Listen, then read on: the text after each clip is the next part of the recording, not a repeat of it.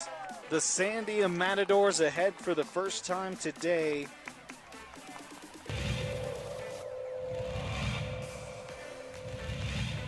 The 0-2. It's upstairs, goes to the backstop, and the run will not score. Gun down at home.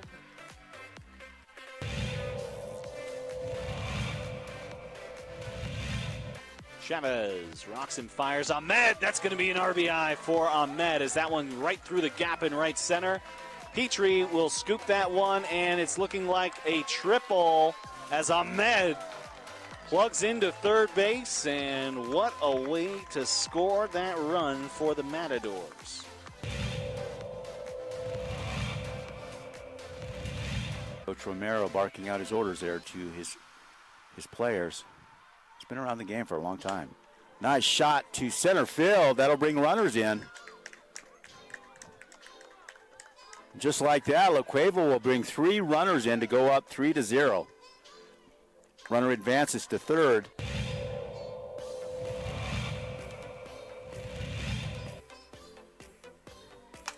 Shot to center. That looks good. That's gone.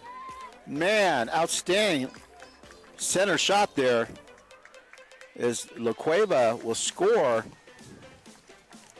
Antonio Lucero, second baseman, quite the hitter.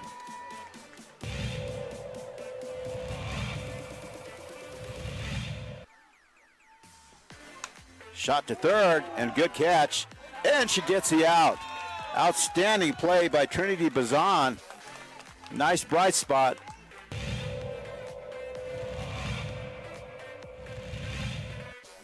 Costly errors allowed Cleveland to get 1 run back. That one's hit on the ground to the left side.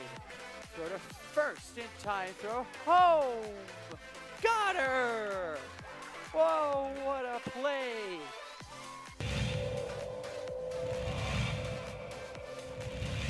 Next door or something. Not sure, but they came out here, and Ellison cracks an RBI out to left field. That's where you got to do it. 1 run, 2 run, and this game could very well be over. It's a play at the plate. It's sliding, and that will do it. The Rams walk off the La Cueva Bears. It's a 3-run batted in shot by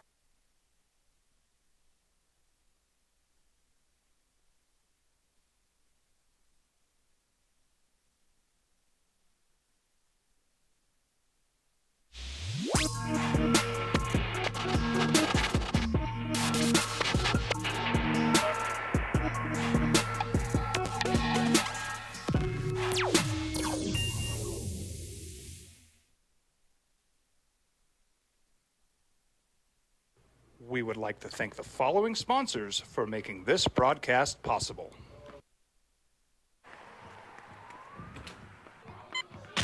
These are more than just the sounds of a safe place to go after school. These are the sounds of interest being ignited and of mentors making an impact.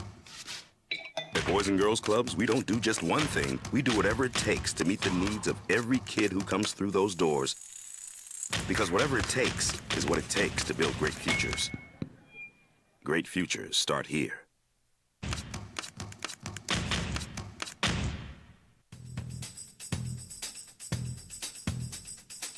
International Protective Services is a proud supporter of ProView Sports and New Mexico Youth Athletics. IPS provides residential and commercial security services in the Albuquerque metro area. For more info, please call 505-897-2420 or visit internationalprotectiveservice.com.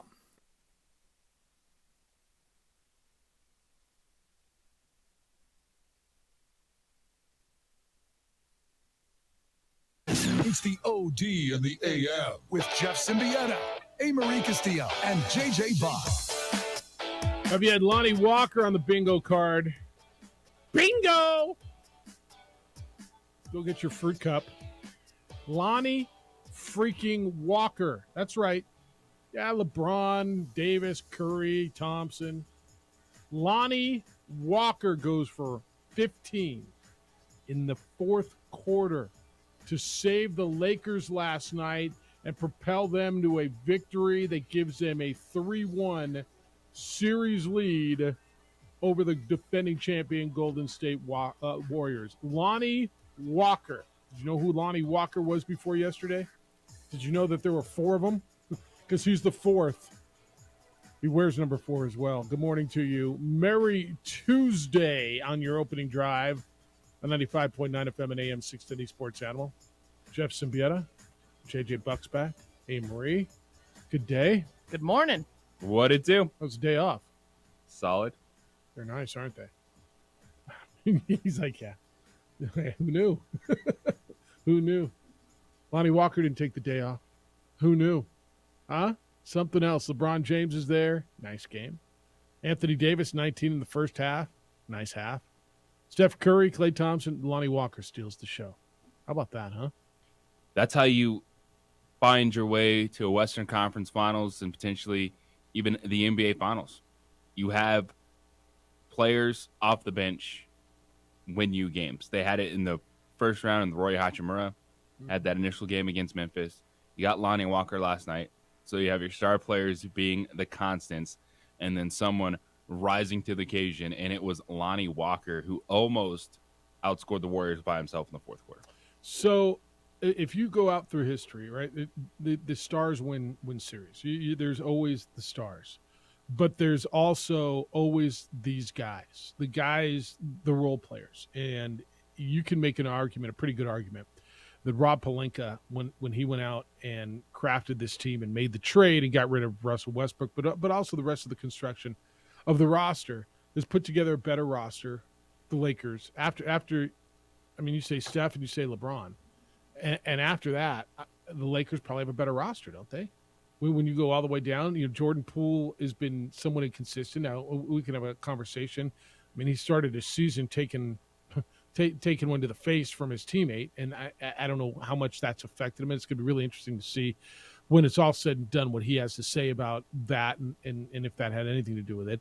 But look, if you go down through the years, everybody had a Robert Horry, right, or a Andre Iguodala, or a Sean Livingston, or a Steve Kerr, or a Derek Fisher, or right, go down the line. Lonnie Walker was that guy last night. You have to have it. And even Shaq said it post-game. He's like, the years we won championships, we had to have guys step up. Always. And that's what the Lakers were hoping for, and they retooled the roster. And Lonnie Walker was a guy they brought in the offseason. And he's someone that you heard Stan Van Gundy talk about it a ton last night, that Game 2, when they were getting blued out the belt, he was on the floor playing hard. And so Darvin Ham gave him an opportunity. There was some bench minutes last night in a tight contest all the way through. And he rode the hot hand. And that's what you're going to have, because next game it could be someone completely different. And as long as you're getting the consistency from your stars who keep you in the game, they'll have the moments. You can win a game like that. And last night for the Lakers, that was the difference. Is Los Angeles turned the Warriors into a one-man show. And even as good as Steph Curry was, they're not winning this game, let alone the series, if it's a one-man show. Would have liked to see Steph use that timeout when he stole the jump ball with 5 seconds to go instead of trying to flip it over his head and hope someone was in the corner. By the way, if someone was there, I mean, you just said, oh, my goodness, what a pass. And Klay would have hit a 3. But I would have liked to see him use that timeout. Do you think that he thought he was going to get called for traveling? If what? Because he fell to the floor with the basketball? Maybe. That's what kind of crossed my mind, is why would Steph have that big of a mental gap to throw it to where he just hoped someone was? So you know what crossed my mind? Was it in this series or was it in the Sacramento series where he called a timeout when they didn't have one? The Sacramento series. So that crossed my mind. Was he aware? Did he know? And did Steve Kerr communicate? When they lined up for, because there was no timeout there, they didn't go to the huddle when they lined up for the help ball. By the way, what was Draymond? That pass for him to get in the air? I understand. I saw the play develop, but for him to leave his feet and make that pass. It was horrible. But did Steve Kerr communicate, hey, we got a timeout? I don't know. And I didn't hear anything in the postgame on that. But that crossed my mind. The traveling didn't, but the play where, and it was the Sacramento series where, remember, it's like, what on earth did Steph just do? And they got away with it. They won the game. But he called that timeout when they didn't have one and almost cost them the game. I mean, as clutch as he is, he's a human being, and he was falling to the ground and he couldn't do anything on the ground. Knew time was expiring and tried to kick it out and hope someone was there. I'm going to guess I don't think he knew he had one. That, and no one's talking about, like, he had the ball and fell to the ground. Yeah. But they didn't call it. They didn't call it, but I think in his mind, he's like, oh, no, let's quickly move it so I don't get called for travel. There's a ton of scenarios that go through it. All I know is the Warriors did not execute in that final minute. Yeah. The Lakers also blew up that last play defensively that you're talking about with Draymond Green going to the basket. There's another one, too. Davis, just his length, forcing Steph to take those really hard jumpers late. Let me back you up a possession, the one where Steph missed the 2 threes. Mm-hmm. Draymond got the offensive rebound. They were down by 1. Why didn't he go right up? Why didn't he had a smaller man on him? He kicked it out to Curry. And, look, I get it. Best shooter in the history of the game. That guy hits shots all the time. That would have been the shot that put him up. But you're down by 1 at that point. Why wouldn't he? I mean, you got a rebound right at the cup. There it is, right there. Like he had. I want to say, was that Schroeder on him? He had, or was it Walker? I think it was Lonnie Walker on him. Why wouldn't he go right back up? There's so much to dissect in it. Bottom line is, the defending champs are on the ropes. They're on the ropes. Steph had 31, 10, and 14. He had a 31-point triple-double last night. Not enough. We're going to talk to you about this today. 505-246-0610. That's area code 505-246-0610. Emails Jeff at sportsanimalabq.com, JJ at sportsanimalabq.com. On the Twitter, JJ's at _JJ Buck. A. Marie's at part-time bro. You can find them there as well. Are the defending champs done? You ready to call the series? Yes. Really? Okay. They can win next game. Okay. But at 2 of the next 3, just with the way that the Lakers are playing defensively, are able to grind it out. Because here's the thing. Right now, even with the questions we have about Anthony Davis, and yeah, he wasn't there offensive in the second half, he was sure as heck there defensive. No doubt. And I trust that combo right now, Anthony Davis, LeBron James, to be more consistent than Steph Curry. Sure as heck isn't Klay Thompson. And Andrew Wiggins was throwing up bricks left and right last night. Yeah. All right, we're going to give away, what do we got? 2 pairs of tickets to go see 50 Cent today? Is that? Yeah. Is that yup. All right, we're going to do that somewhere around 7:43-ish, and then at 9:10. Does that work for you today? Yes. All right, so if you want to win a pair of tickets, go see Biddy. We got tickets at 7:43 and at 9:10 today. We're going to get through all your NFL stuff.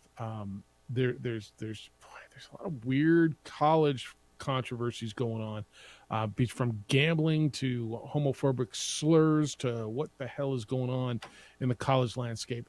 I don't think this is done. And when we come back, I will tell you why I don't think the series should be called yet.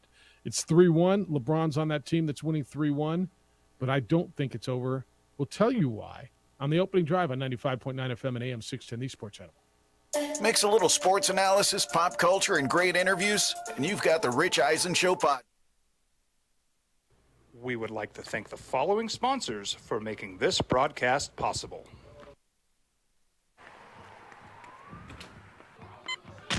These are more than just the sounds of a safe place to go after school. These are the sounds of interest being ignited and of mentors making an impact. At Boys and Girls Clubs, we don't do just one thing. We do whatever it takes to meet the needs of every kid who comes through those doors. Because whatever it takes is what it takes to build great futures. Great futures start here.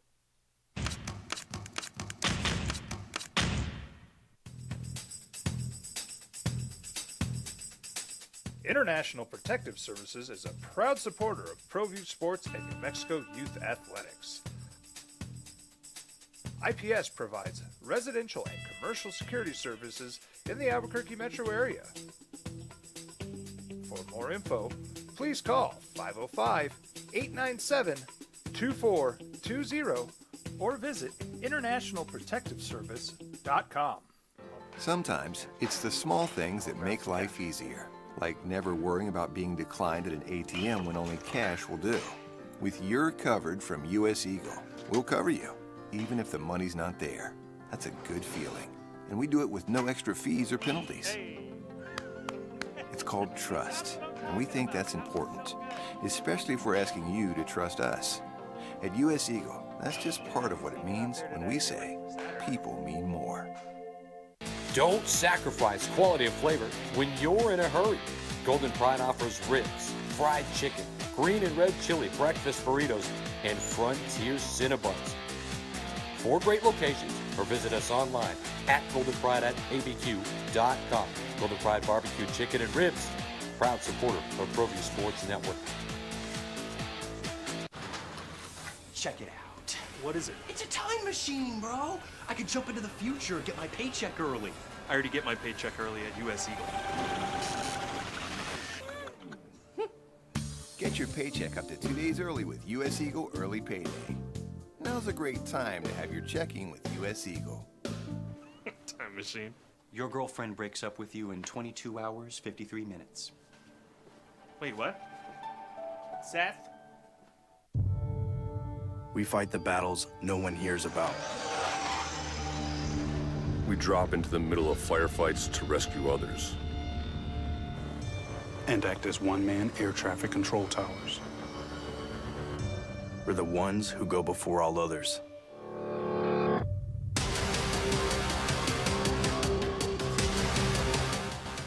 U.S. Air Force Special Warfare are proud supporters of ProView Sports. Hi everyone, my name is Master Sergeant Jacob Groves. I am a Air Force Special Warfare pararescueman.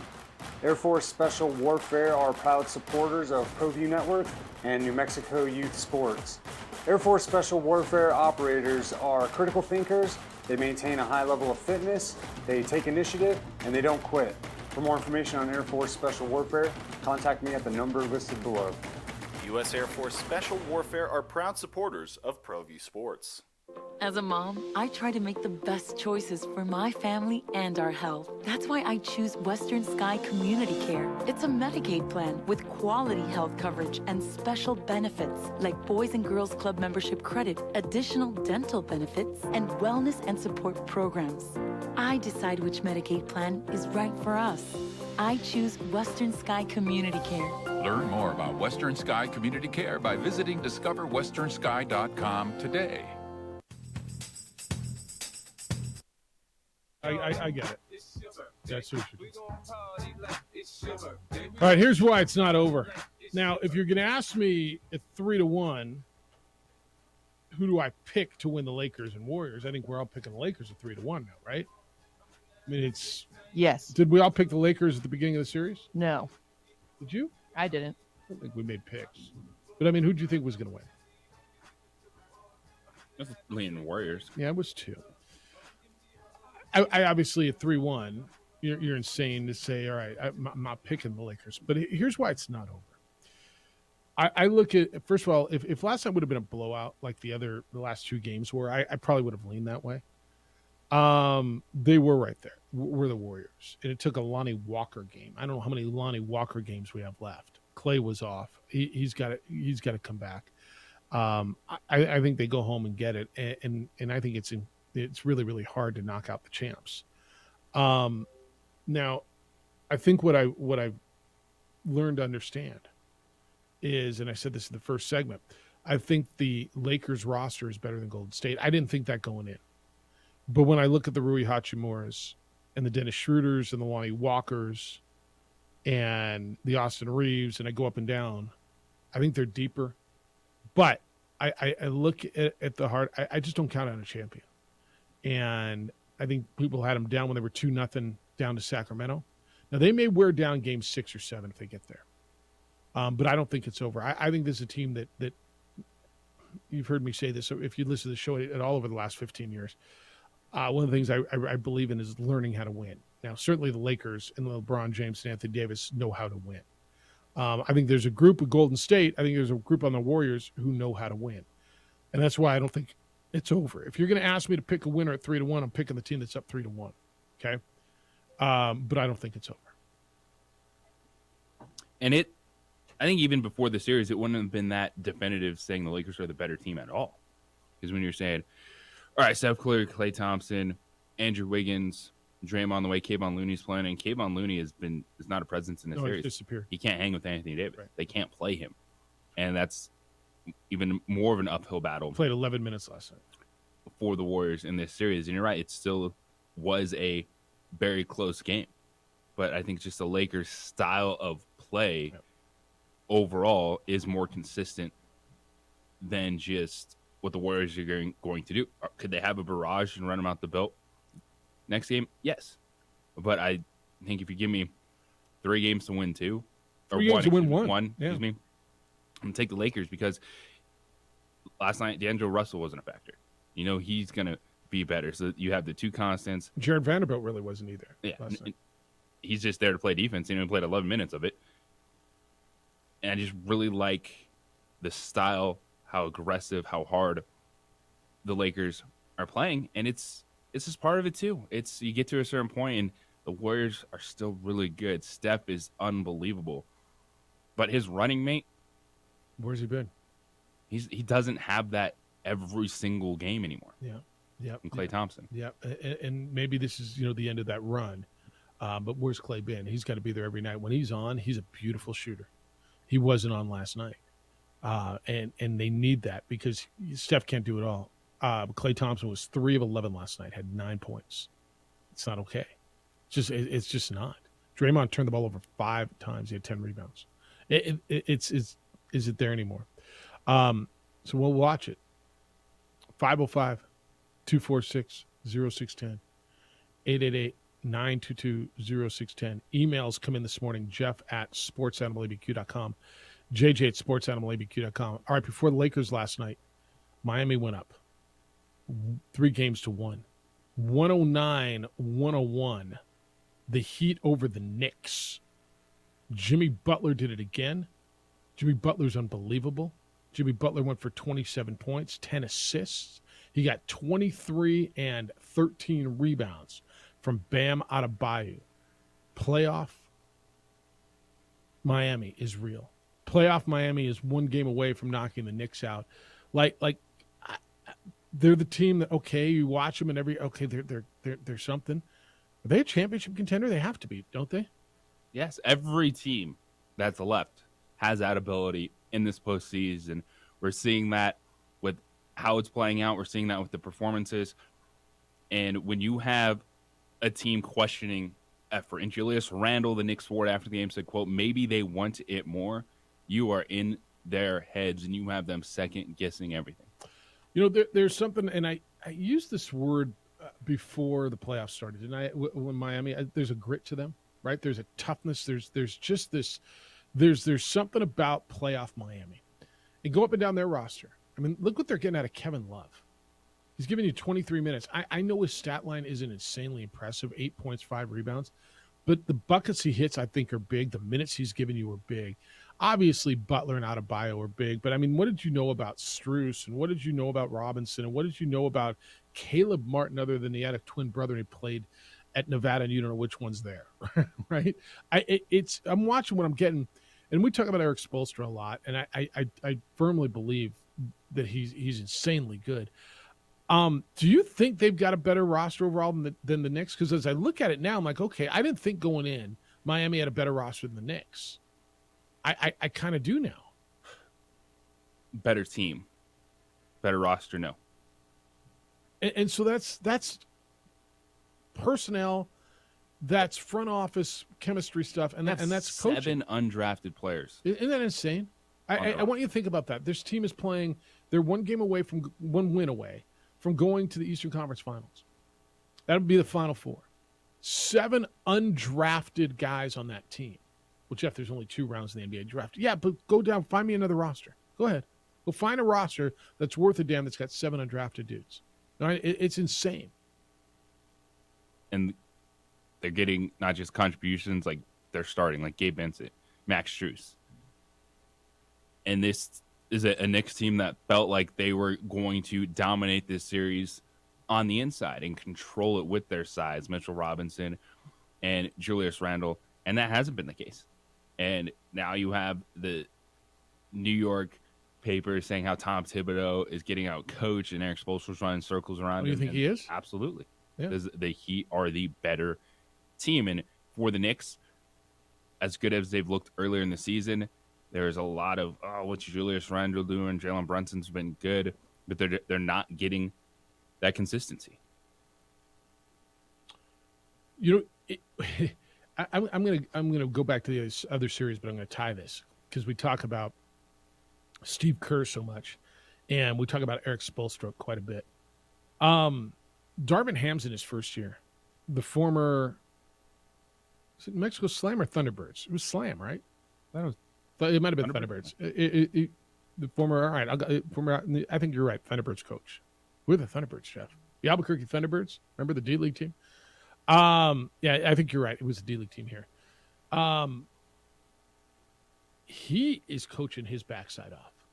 Don't you think? The combinations he's found to find the Lonnie Walkers, to make the adjustments, to neutralize Steph, the way they've neutralized Steph. I know we always say, and I do believe this to be a regular season thing, coaching in the NBA is, whatever, what do they do, right? What do coaches really do in the NBA? I think when we get to this time of the year, it matters. Because they have huge, impactful moments, whether it's calling a timeout, inserting someone in the rotation, taking someone out. And for Ham, it was he let Lonnie Walker get hot and rode the hot hand. Right. Because it's easy when you put it in a guy from the bench. He misses a shot, maybe takes a quick one, you get anxious. And you go right back to your guys. Like there's that one moment like LeBron walked to the bench team and sit down and then walk right back to the He never sports sat table. down. Yeah, he never. Like there's moments where as a coach you can get anxious and not let one of those guys get going. And he saw Lonnie Walker hit some shots and he's like, all right, I'm just keeping you in the game right now, son. Let's go. Yeah, and it's easy to sit there and say, well, how hard is it? I mean, keep the hot hand in the game. Really? Well, I mean, you got guys that are getting a lot of minutes. Lonnie Walker doesn't get a lot of minutes. You change your rotation up. It is a bit of a gamble in a big game to keep a guy. Well, Jeff, he had the hot hand. Yeah, he did. I mean, it seems so easy now. Well, of course, why didn't they play that guy before? Well, because Rui Hachimura was that guy in game one, right? I mean, other guys had the hot hand. I give Darvin a lot of credit. I really do. In that Knicks series, is that over? Yeah. I think that one is. Right? Actually, like I go back to Julius Randle and he starts questioning the team's effort and that they aren't playing the way they were playing all year long. So you got them on their heels. You're in their head. When they have Jalen Brunson, who I don't want to say he's a superstar, but he certainly elevated himself to another level over the last season. And he goes for 32, 11 assists. You got Julius Randle. You've got R.J. Barrett on that team. Should they be better than they are? Or are they a few pieces away still? I think what we're seeing is second round is their ceiling right now. Okay. Team-wise, Miami's better. And this is what is fascinating about talking about Eric Spoelstra and just the attitude of a team. When you run it down, there's some good individual talent on this Knicks roster, but the Heat are better at the little things. And someone I look at too is, Julius Randle. He has been good this season, a rebounder and scorer, but he doesn't do the little things. Like he's not as big of a defense presence as Bam Adebayo. Like he's, I don't know, it felt like every other possession watching a game last night, they were talking about what he did wrong defensively. And he turned the ball over 6 times. Right. And that's why the Heat are in this position and the Knicks are down. All right. When we come back, we'll look ahead to what's tonight in the NBA. And I know everybody loves to criticize. You always criticize the commissioner. You always criticize the front office. They got one right. Kind of called for it yesterday. When was the last time you agreed with what the front office, what the NBA office did? They got this one right. I'll explain to you why and what it means going forward into a gigantic Game 5 with this tied series coming up tonight. Hey, Memorial Day is coming up quickly, and it's a whole lot more than just a day off from work. It's your chance to say thank you to those who have served our country. I know you've got a veteran or an active duty military member to whom you would like to show your appreciation. And I got an idea for you. How about a gift card from On the Spot Automotive Detailing? On the Spot Automotive Detailing is the perfect gift. They come to you wherever, whenever it's convenient, and they detail your vehicle inside, outside, everywhere. Like your car will be like the day you took it off the lot. Remember how fun it was to drive? It was clean. It smelled nice. It looked good. It was wonderful. That's what On the Spot Automotive Detailing does. For Memorial Day, think about the military. Think about people who have served our country. Always, for you, our military, our veterans, they offer a 10% discount. On the Spot Automotive Detailing, give them a call. 505-859-2859. That's area code 505-859-2859. Or you can schedule online or buy gift cards there at otsdetailing.com.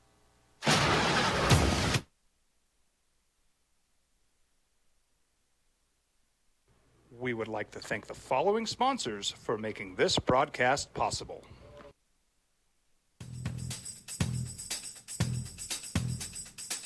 International Protective Services is a proud supporter of ProView Sports and New Mexico Youth Athletics.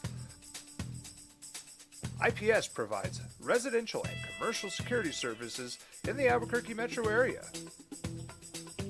For more info, please call 505-897-2420 or visit internationalprotectiveservice.com. We fight the battles no one hears about. We drop into the middle of firefights to rescue others. And act as one-man air traffic control towers. We're the ones who go before all others.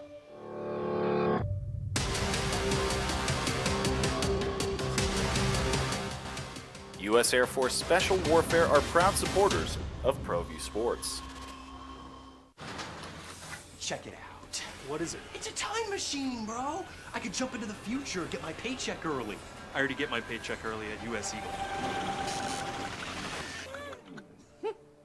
Get your paycheck up to 2 days early with U.S. Eagle Early Payday. Now's a great time to have your checking with U.S. Eagle. Time machine. Your girlfriend breaks up with you in 22 hours, 53 minutes. Wait, what? Seth? Hi everyone, my name is Master Sergeant Jacob Groves. I am a Air Force Special Warfare Pararescueman. Air Force Special Warfare are proud supporters of ProView Network and New Mexico Youth Sports. Air Force Special Warfare operators are critical thinkers. They maintain a high level of fitness, they take initiative, and they don't quit.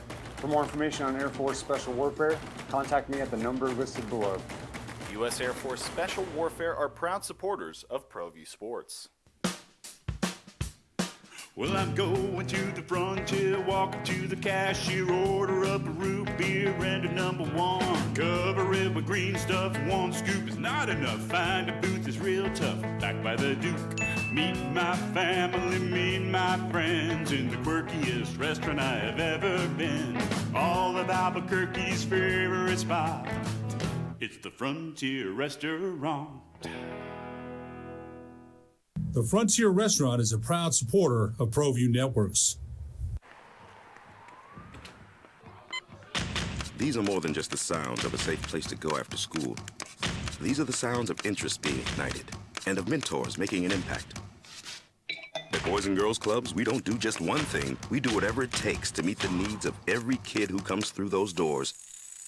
Because whatever it takes is what it takes to build great futures. Great futures start here.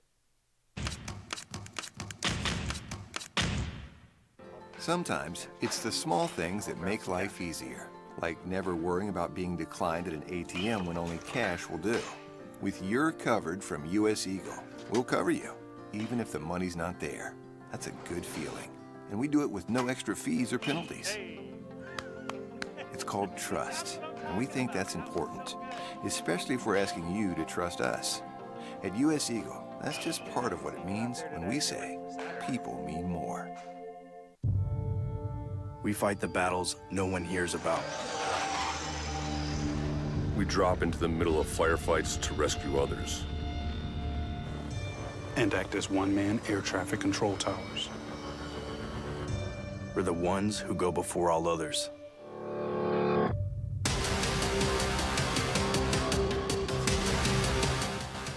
U.S. Air Force Special Warfare are proud supporters of ProView Sports.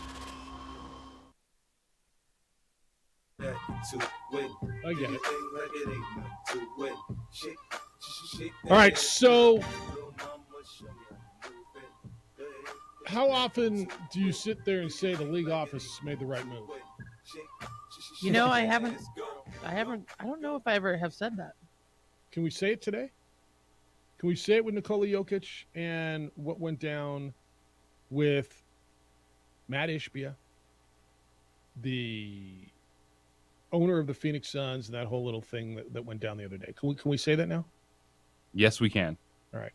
We had a long conversation yesterday, a whole long conversation about what should happen. You saw, I know by now, any of you who are listening to this format, I know you've seen what happened in Game 4 in Phoenix. Nikola Jokic went over into the corner. There was a ball, and the play just spilled into the front row.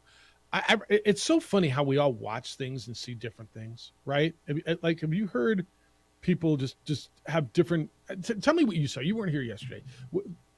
The place. Let me take it to a point, and then you tell me what you saw. There was a play. The ball bounced into the corner. It went in the front row, the first row into the corner. The ball ended up in the hands of one gentleman who happened to be the owner of the Phoenix Suns, Matt Ishbia, and two players were there. Tell me what you saw from there. I saw what is going to happen when people get that close in the stands. Is there's going to be touching, there's going to be reaching. Nikola Jokic cleared some space. The Suns owner has clearly been hanging out with Chris Paul a lot. Flopped back into his chair, and watching that incident, I wasn't like, "Oh my gosh, this is Malice in the Palace 2.0. This is crazy." It was okay. I could see a fine coming for Jokic, but the dude benefited his team. He got a technical foul on Jokic, and they got a free throw. Okay, so you didn't see him going into the third row, as I've heard somebody say. Oh my! You didn't gosh. see him. Did he throw a forearm shiver, as I've heard so many people say? Space. Dude was on him. I mean, if he wanted to clear him out, like with all due respect, Jokic did not want to play the rest of this series, and he could have done something. He wanted the ball back. Right, but dude, okay, all right. Here's what I saw. Let's go to the premise, and then we'll go into it. The league did the right thing. They fined Nikola Jokic. They did not suspend him. Okay, so that's the right thing. We were having conversations yesterday. Was he going to get suspended? I'll give it to Matt Ishbia, the former rostered player at Michigan State who was on Tom Izzo's team. I'll give it to him for coming out with a tweet yesterday morning, right? It was in the 9 o'clock hour, saying that there should be no suspensions. And maybe he was covering his own arse, right? Because there's a chance he could have gotten suspended or fined. And with all due respect, and with 25 grand wouldn't have hurt him at all. I don't know how much it hurts Nikola Jokic. They both should have got suspended or fined, not suspended.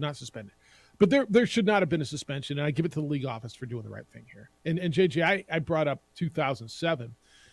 This would have been the justice for Suns fans when the Amari Stoudemire, Boris Diaw, remember when they left the bench? Yeah. And they got suspended, and it cost them the series against the Spurs and probably cost them a championship that year. So I think Suns fans would have said, well, there you go. There's justice. There's no justice. The league did the right thing.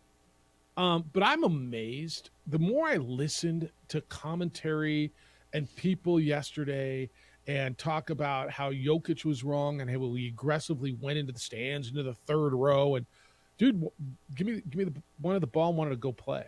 And now he's 7 feet tall, and Matt Ishbia is I think 5'11" or something, or 6 feet. Jokic did extend his arm, but not in a like offensive. That was a defensive move. I don't know how you look at that. Matt Ishbia had his right hand on Jokic's hip. Like, dude did touch him. And it was a get off me move. It wasn't a I'm dropping you move. It was a get off me move. I don't know how everybody saw this whole aggressive Jokic going in to cause a problem. No, and when you have a game being played with that many people just feet away, and bodies are flying, the Suns player went into the stands. Jokic was like, "Hey, give me the basketball," because he thought he was going to start a fast break, and then fans going like, hey, like, things are going to happen. Like, when you have basketball players that close to people, they're going to interact. And it wasn't anything where there were punches thrown, where there were elbows thrown. And I'm right there with you that this was the right thing. All right, you want to find Jokic and say, all right, next time, dude, that's on the ref. Yeah, you can't go in there. Okay. You can't go grab the basketball. Fine. Statement made. You don't change a series on something like that, because it wasn't stomping on a player, stomping on the back player's head, punching a fan, anything like that. Yeah, I can't agree with you more. He was just trying to rip the ball out of the owner's hands, who then in turn held on to the ball longer. And explain to me why owner, and I go, it's his ball. It's his. He doesn't own the arena. He owns the team. He doesn't own the arena. But it's his ball. It's his ball. Well, it's not his ball. Stop it. And if you're watching on the simulcast right now, Adrian's showing it to you, and you saw the whole thing, and Ishbia wouldn't let it go. And dude just wants the ball. And good for Aaron Gordon to come in there and pull him out of there and get his guy out. I love all the people, too, that are then just standing there. Like, that's all of a sudden is like, hey, hey, hey. And then he starts looking up, and his head just keeps going up and up and up. And he's like, oh. Like, yeah, what are you going to do, man? What are you going to do, dude? He's just trying to get a basketball. Yeah, I'm watching one more time. Adrian's showing it on the simulcast. And it did. Look, Ishbia got a little chesty. He took the step towards the player. And Jokic, if you watch it again, he doesn't wind up and try to hurt him. Adrian, show it one more time if you can. And if that was anyone other than an NBA owner, he would have been kicked out of the game. All right, so he goes over, wants the ball. All right, dude comes on him, and he just kind of get off me. That wasn't. He didn't wind up. His elbow was in. He extended it to say, that's what you do to your kid. Get off me, right? No, honestly. Do you think he tried to body slam? Nope. No. If he wanted to jack him up, if Nikola Jokic wanted to jack up that fan who happened to be the owner, and do you expect him to decipher that? I'm going to guess before the game if you'd have lined up two dudes, one being Matt Ishbia, one being J.J. Buck, Nikola Jokic couldn't have picked out the owner of the Phoenix Suns out of a two-man lineup. In that moment, no. No, even before the game. And so in that moment, you're expecting him to decipher. And by the way, if he knew it was the owner, should he have somehow acted differently? What would have been appropriate then? Like, stop it. This is a bang moment. Obviously, you're in an uncomfortable situation. Now you're in the stands, or you're in a crowd anyway. You're not in the stands. You're in a crowd, and it's a hostile crowd. Right? And you're supposed to decipher all of this. Oh, wow, that might be the owner of the team, and he has the ball, and I better... No, give me the damn ball. Let's play basketball. That's what I'm here to do. I heard a lot, not a lot. I heard a little bit yesterday that Jokic initiated it, that he started it. And I think that's did he what initiate? The fine says. It's like, all right, don't go grabbing basketballs. We don't even want you to be in that situation where you feel like then you're going to have to defend yourself when you get amongst the crowd. And I think that was the right move from the NBA, is you remind players, hey, the Suns player was going diving for a basketball. He ended up in the stands. Let it be. The ref will go get the ball, get back up. I understand what you're trying to do. I don't even know if the ref would have allowed him to start the break with the Suns player still in the stands. But the league got it right. All right. Nikola Jokic makes $33,047,000 this year. The $25,000 ain't going to kill him. It's really kind of more of the, to your point, I think the message, they had to do something. I would have been fine if they fined them both $25,000, right? Who do you think initiated it? Do you think Jokic initiated that? Because I will tell you, I think Ishbia did. Why are you holding on to the basketball, dude? Give him back the ball. Like, with all due respect, what are you doing holding on to the basketball? Because it was a Nuggets player trying to grab the ball. Okay, so that what you just said, it means he's in the wrong, right? He was in the wrong. What are we doing? Now, I guess that's also the last of the Nuggets' concerns now, because the Suns have this series right where they want it. They got the Nuggets playing isolation basketball, going one-on-one, and they play that way. It's advantage Kevin Durant, Devin Booker. And playing no defense, by the way. And playing no defense. Robert, good morning to you. You're on the Sports Animal. Hi, Robert. Hey, good morning, you guys. Good morning. I got a question for you. So, as a regular fan, anyone who comes up to me and tries to get the ball from me, and I refuse to give the ball back, what would happen to me as a regular fan? Yeah. Why would you refuse to give the ball back? Well, I mean, why would you do that? Exactly. So, no matter what, I don't care who you are. That guy that's just ridiculous. I do have a comment about some basketball. That game last night, Lakers, and that was an ugly basketball. Ugly basketball. Yep. I'm a big Celtics guy. My team, I think tonight will be successful. Hopefully, Tatum won't go 0 for 8 again to start this game, and they won't have to come back in the last, the quarter to come back and get some overtime. And oh my God, 0.1 of a second.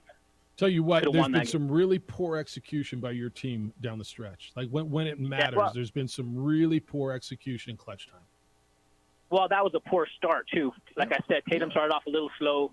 The refs are a little bit heavy. I think any losing team is going to complain about the refs, but it was pretty ugly. But hey guys, good morning and have a great one. Right on, Robert. See you. Those. Why doesn't line 1 go away? That series is. I mean, both of them are 2-2. The 2 games you get tonight. And when we come back, I want you to explain to me a little bit more. We're going to get into the Nuggets, and we get Nuggets and Suns game 2 tonight. We get Celtics. I'm sorry, 2 apiece, game 5. We get Celtics and Sixers game 5 tonight. Both of those series, 2 games apiece.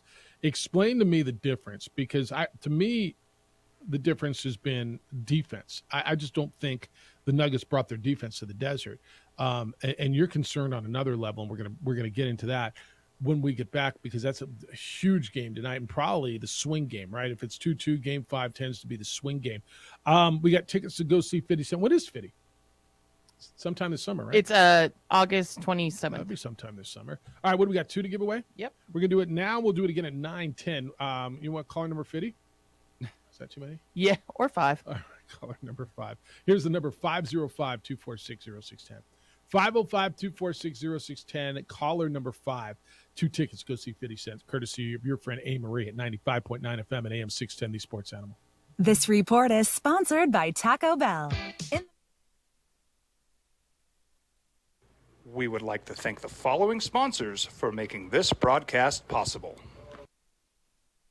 As a mom, I try to make the best choices for my family and our health. That's why I choose Western Sky Community Care. It's a Medicaid plan with quality health coverage and special benefits like Boys and Girls Club membership credit, additional dental benefits, and wellness and support programs. I decide which Medicaid plan is right for us. I choose Western Sky Community Care. Learn more about Western Sky Community Care by visiting discoverwesternsky.com today. Don't sacrifice quality of flavor when you're in a hurry. Golden Pride offers ribs, fried chicken, green and red chili breakfast burritos, and Frontier Cinnabons. 4 great locations, or visit us online at goldenpride@abq.com. Golden Pride Barbecue Chicken and Ribs, proud supporter of ProView Sports Network.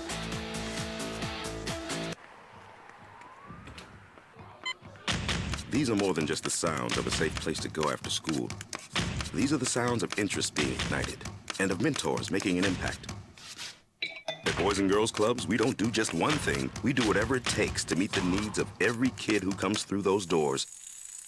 Because whatever it takes is what it takes to build great futures.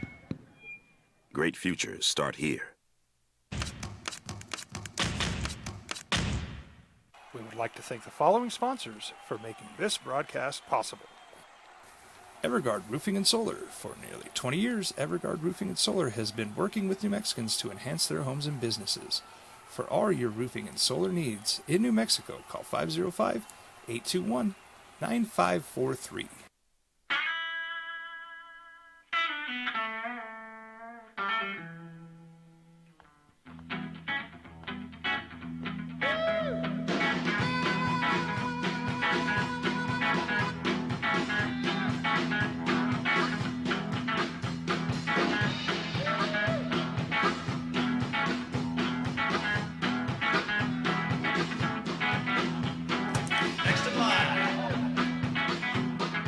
Rudy's is a proud supporter of ProView Networks. Check it out. What is it? It's a time machine, bro. I could jump into the future, get my paycheck early. I already get my paycheck early at US Eagle. Get your paycheck up to 2 days early with US Eagle Early Payday. Now's a great time to have your checking with US Eagle. Time machine. Your girlfriend breaks up with you in 22 hours, 53 minutes. Wait, what? Seth? Hi everyone, my name is Master Sergeant Jacob Groves. I am a Air Force Special Warfare Pararescueman. Air Force Special Warfare are proud supporters of ProView Network and New Mexico Youth Sports. Air Force Special Warfare operators are critical thinkers. They maintain a high level of fitness, they take initiative, and they don't quit. For more information on Air Force Special Warfare, contact me at the number listed below. U.S. Air Force Special Warfare are proud supporters of ProView Sports. International Protective Services is a proud supporter of ProView Sports and New Mexico Youth Athletics. IPS provides residential and commercial security services in the Albuquerque metro area. For more info, please call 505-897-2420 or visit internationalprotectiveservice.com. We fight the battles no one hears about. We drop into the middle of firefights to rescue others. And act as one-man air traffic control towers. We're the ones who go before all others.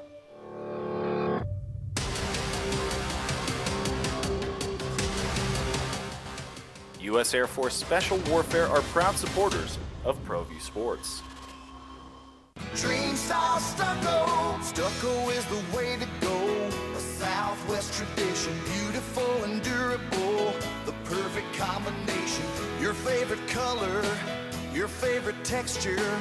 You're gonna love it when they put it all together. Through any weather, nothing looks better. From the smooth to the rough, they really know their stuff. Nobody does stucco like Dream style stucco. Well, I'm going to the frontier, walking to the cashier, order up a root beer and a number one. Cover it with green stuff, one scoop is not enough. Find a booth is real tough, back by the Duke. Meet my family, meet my friends in the quirkiest restaurant I have ever been.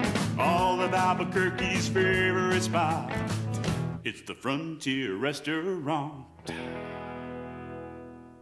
The Frontier Restaurant is a proud supporter of ProView Networks. As a mom, I try to make the best choices for my family and our health. That's why I choose Western Sky Community Care. It's a Medicaid plan with quality health coverage and special benefits like Boys and Girls Club membership credit, additional dental. Sports Animal. I guess Joe Coleman, the Valley coach, was in the video down there on the Sun sideline. Give away the tickets? Yes, and Ricky was very excited. He screamed with joy. Oh, Ricky, you're so fine. Oh, wait, that's The final lap tour, 50 cents. 9:10. We'll give away more. Plus the Rhymes is going to be there too. Woo! Be good, huh? What a concert season it is. Can you pull a few away? What? Can you pull some tickets? Like, I mean- can we only give away 2 today? Oh, I guess we Call in, Jeff. I know how to call in. All right, text line 505-246-0610 says, saying the Lakers have a better roster is erroneous. Warriors have at least 3 Hall of Famers on the court and another Hall of Famer coaching them. Defense, got to talk about the defense. All right. So I don't know that I think the Warriors have 3 Hall. Is Draymond a Hall of Famer? He's going to be a fantastic Conversation? Yeah. All right. They have 2, right? Klay Thompson's a Hall of Famer. Steph, absolutely. Lakers have 2 Hall of Famers, don't they? Mm-hmm. LeBron James, Anthony Davis. All right, after that, I mean, go down. Anthony Wiggins should be better than he is. He's not having a great series. Kevon Looney's not there. Dante DiVincenzo. Gary Payton II.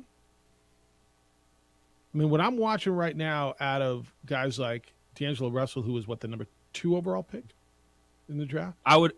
if you asked me that question before the series, I would have said Warriors. I would have too. And what I said, I think my statement was what I've realized during this series is I think the Lakers have a better roster. I'm looking, I mean, so take Curry and Thompson, LeBron and AD, okay? They're off the side. Although the advantage right now is it's got to be AD over Clay, right? So the advantage is Lakers right there, right? And I would have said too. After those two, I would have gone Andrew Wiggins and Draymond Green. Okay, so Or I Andrew would Wiggins have and said Draymond Green right now, and go up a against Laker, but it's the style of play for the Lakers. Yeah, and you might be right. You might be. If you, I don't know that it's drastic. What I've learned in this series is that roster for the Lakers. How about this? Has played better. If you're going to tell me Golden State's got a better roster overall, I mean, should Jordan? Where was Jordan Poole? Where's Jordan Poole Definitely been? not worth it in this series so far. 10 minutes, no points, 3 rebounds, 2 turnovers. Let me ask you this, and then I'm going to go to the phones. The way Jordan Poole's season started, getting dropped by Draymond Green, everybody in the world's seeing it. I mean, just punched in the face and dropped. That's got to have a lasting effect, right? I mean, you don't just hug that one out. Like, does that linger? Do you think that's still in effect? No. You don't think it is at all? Because he had his moments where he played well in the Kings series. Okay. All right. Who's got a better roster? Lakers after the top two, Lakers or Warriors? I thought it was the Warriors, but the Lakers, again, it's kind of like what we're discussing between the Knicks and Heat. Like that style of play for Los Angeles, it's consistent. They're fine with a grinded out style of game. They're fine if it gets ugly. And the big thing for me last night is Anthony Davis didn't disappear when even though he didn't score. He didn't score in the second half. Like his defense was game changing late in that game. Lenny, good morning. You're on the Sports Animal. Hi, Lenny.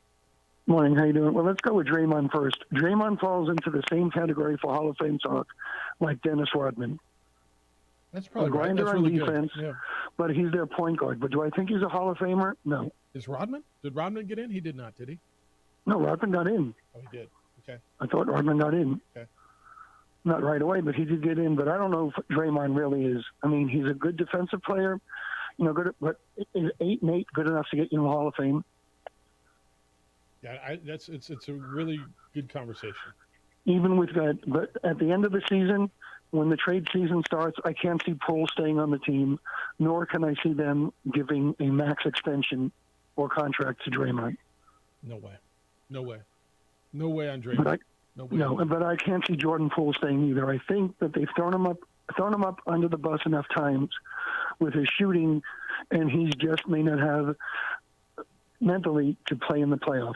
All right, what else? In this setting. But in this series, the Lakers have a better makeup since they got the trades that they did at the deadline. Yeah, I think Rob Pelinka did a great job. They did, and they fleeced some teams. They got a good deal, and Darvin Ham is a good coach. And coaching makes all the matter, too. I mean, yeah, you have it. If Davis is on, I don't think anyone can beat the Lakers in the West. I agree with that.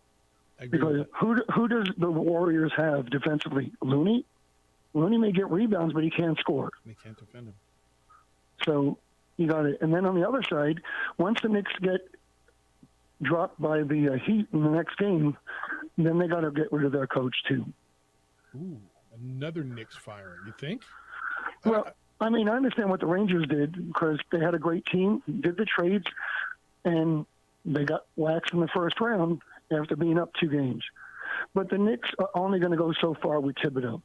But he doesn't know how to coach their players up. Right now, Mitchell Robinson's getting beaten around by Adebayo, and you're playing a team that has in their rotation 3 undrafted players and 7 on the team who lost Tyler Hero, Victor Oladipo, and they're waxing you up and down the court because they're getting coached by one of the best coaches in the league. Period. Yeah, I think that's right.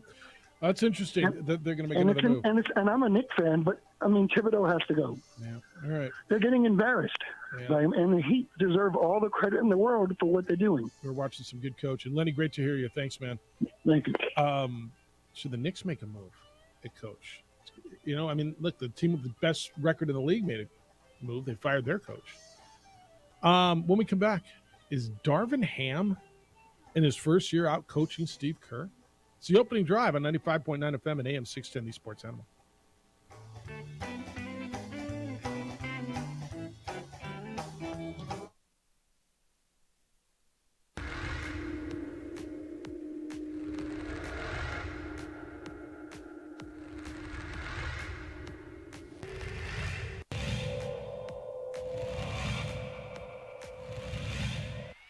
Mitch.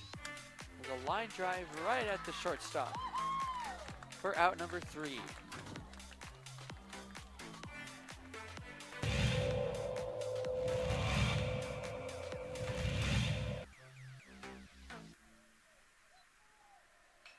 Apodaca ripped to left field. That will bounce in, so it's going to be extra bases as they'll have to chase that one at the wall in the warning track. Flipped up, there's no play at home. So it's an RBI double for Andrew Apodaca.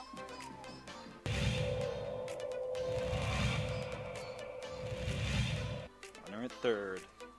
High leverage spot. Can Chavez keep the tie? No, that's going to be cracked into left field. It's a base hit as Love puts the Sandia Matadors ahead for the first time today.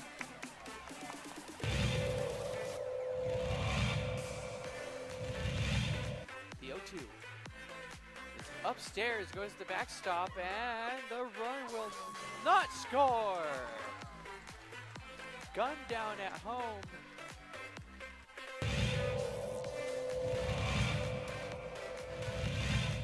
Chavez rocks and fires. Ahmed, that's going to be an RBI for Ahmed as that one right through the gap in right center. Petrie will scoop that one, and it's looking like a triple as Ahmed plugs into third base, and what a way to score that run for the Matadors.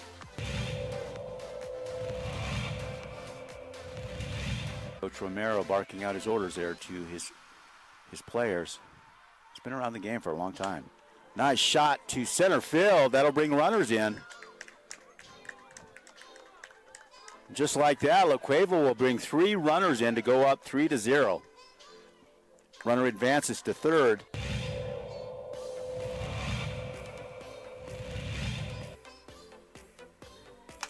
Shot to center. That looks good. That's gone. Man, outstanding center shot there. As La Cueva will score. Antonio Lucero, second baseman, quite the hitter.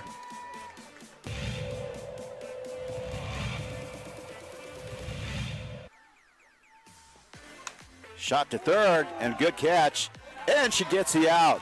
Outstanding play by Trinity Bazan. Nice bright spot.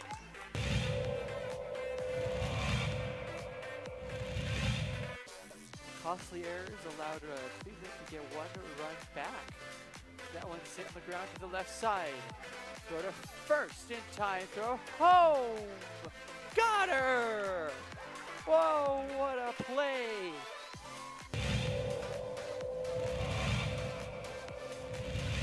Next door or something. Not sure, but they came out here, and Ellison cracks an RBI out to left field. That's where you got to do it. 1 run, 2 run, and this game could very well be over. It's a play at the plate. It's sliding, and that will do it. The Rams walk off the La Cueva Bears. It's a 3-run batted in shot by Dean Ellison.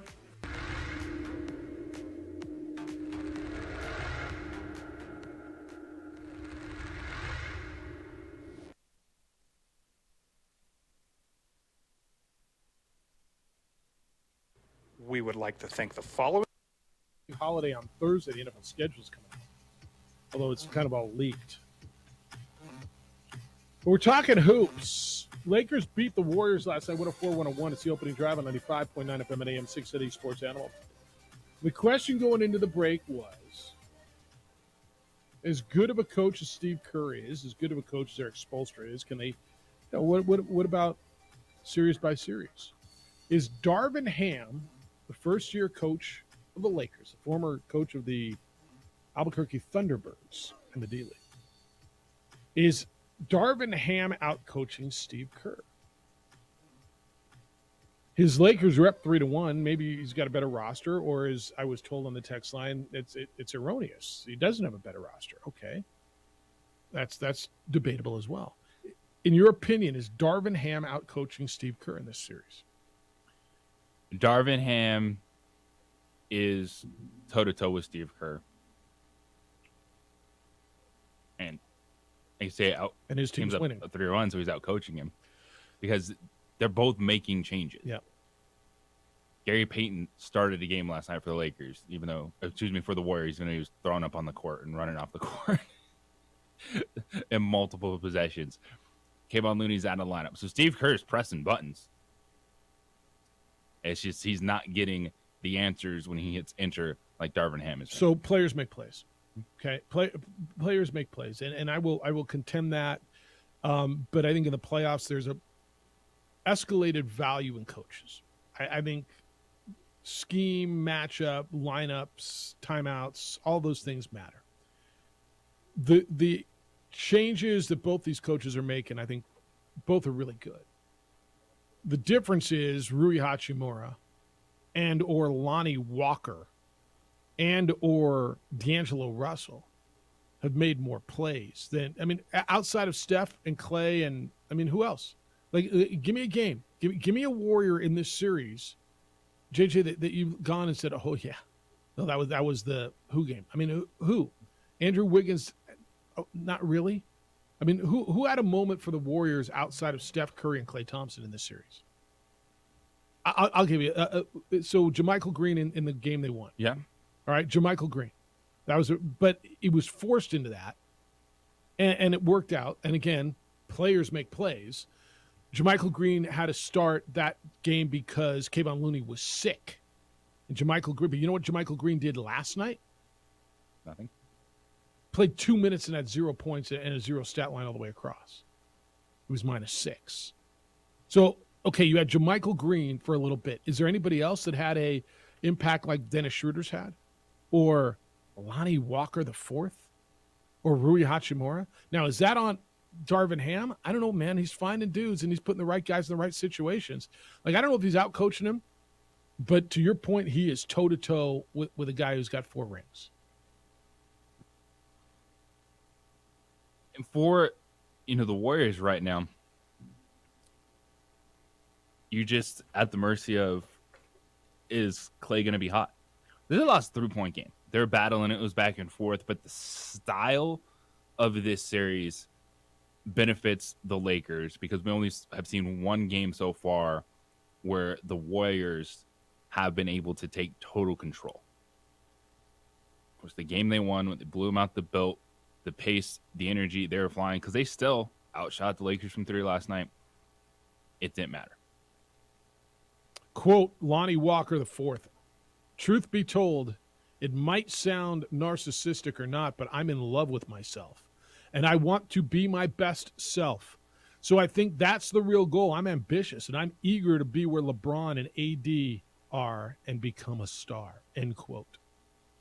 Give me a guy with confidence who makes plays.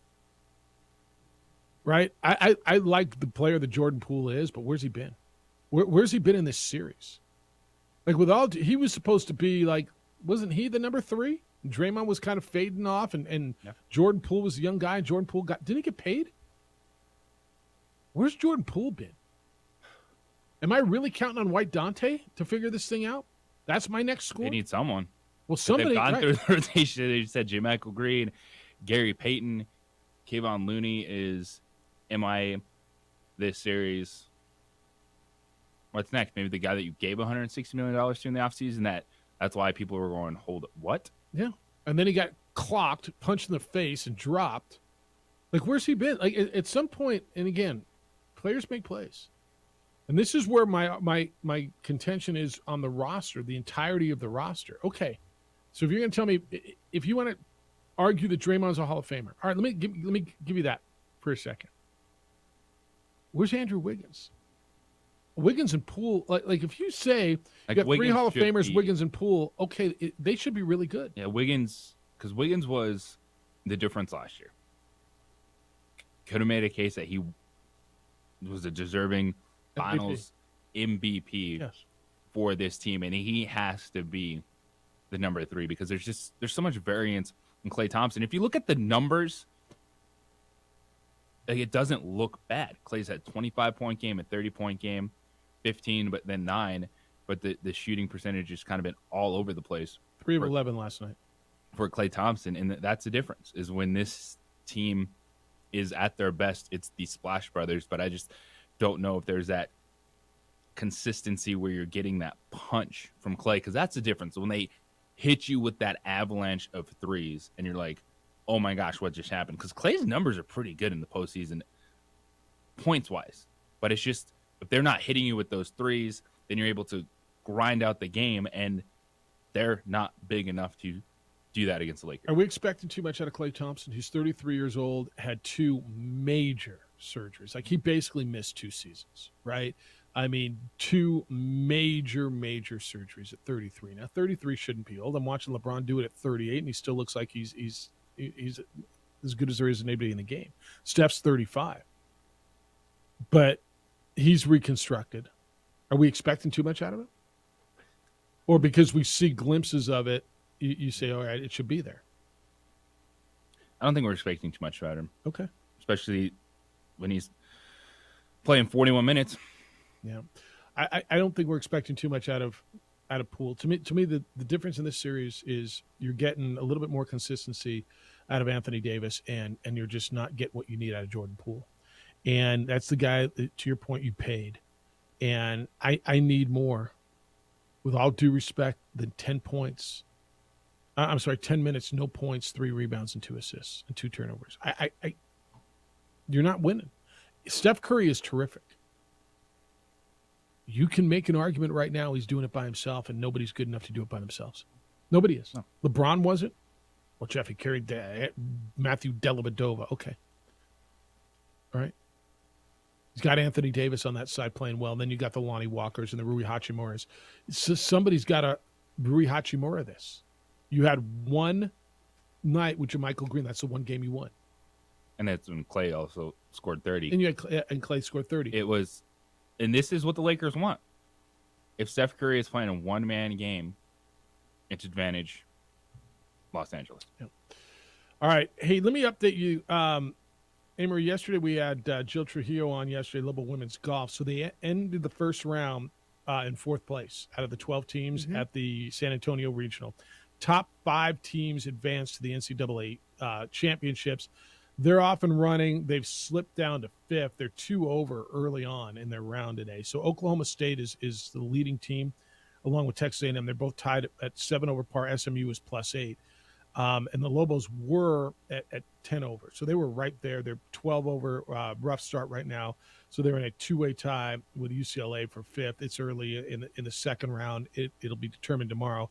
But just want to give you an update where they are. I thought Jill was great yesterday, by the way. And you know Jill, what she's done. So we'll keep you up to date. I promised you I'd keep you up to date on what was going on there. And we will do that. I'm going to give away tickets to go see 50 Cent. That's at 9:10 today. We already gave away a pair. And so we will we'll do that. Hey, when we return, there's certain words that you just don't say, right? You just I don't know why they're in your vocabulary. But if they're in your vocabulary for whatever reason, you just don't utter them around an open mic. You would think a coach with a pretty good reputation who's been doing it for 4 decades would know that and not use those words, not once, but twice. Is this the end for a legend? Not sure he's going to be able to get through this one. We're going to talk about a big-name basketball coach who might have caused his own premature ending. We'll see where this goes, but we're going to talk about that coming up next. I want to tell you about IPS. I tell you about them on a daily basis because I see them on a daily basis, because I see what they do on a daily basis, and what they're doing is protecting our community, making our community, our city, a better and a safer place to live and work. I've trusted International Protective Service as my private security company for years, and I told you this years ago. Someone really close and close in distance as well, in the neighborhood, they had a home invasion, and I was like, wow, what's going on? And it just made us realize, break-ins are on the rise, officer shortage is an issue, and so we called IPS, and they protect the home. And they're there every day, not just when I'm traveling, although I've been traveling a bit, and I watch them on the security cameras, and they're there every day doing exterior checks and making sure everything's okay. Protect what you've worked so hard to build. Your home, your business, and certainly your family. IPS is highly trained armed guards and 24-hour patrols. Call them and see what they can do for you. They're probably going to be more affordable than you think. And, you decide what it's worth to protect what's so important to you. IPS 505-897-2420. 505-897-2420 or online at ipsglobal.com. Sponsored by Blindster.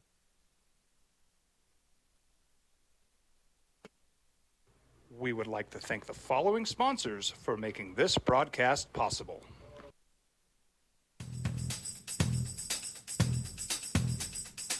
International Protective Services is a proud supporter of ProView Sports and New Mexico Youth Athletics. IPS provides residential and commercial security services in the Albuquerque metro area. For more info, please call 505-897-2420 or visit internationalprotectiveservice.com. Sometimes it's the small things that make life easier, like never worrying about being declined at an ATM when only cash will do.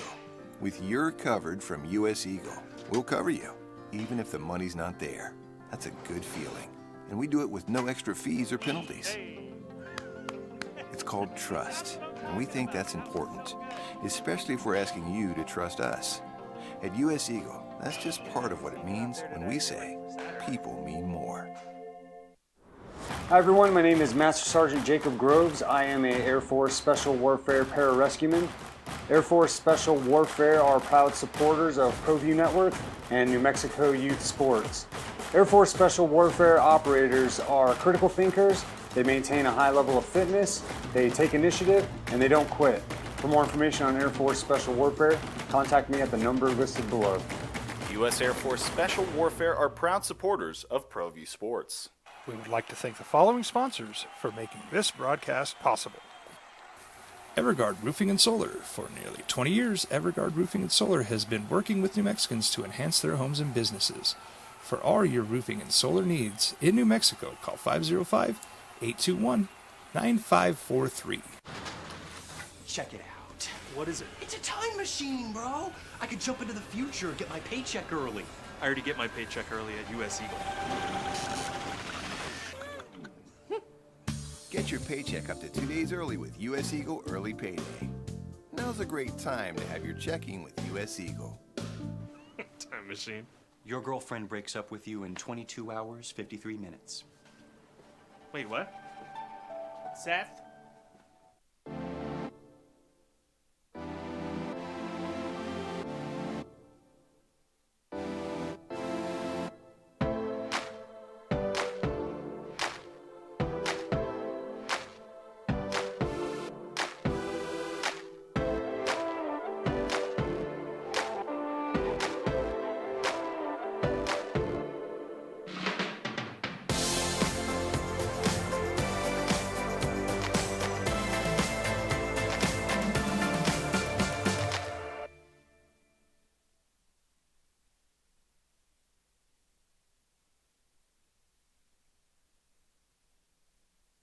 We would like to thank the following sponsors for making this broadcast possible.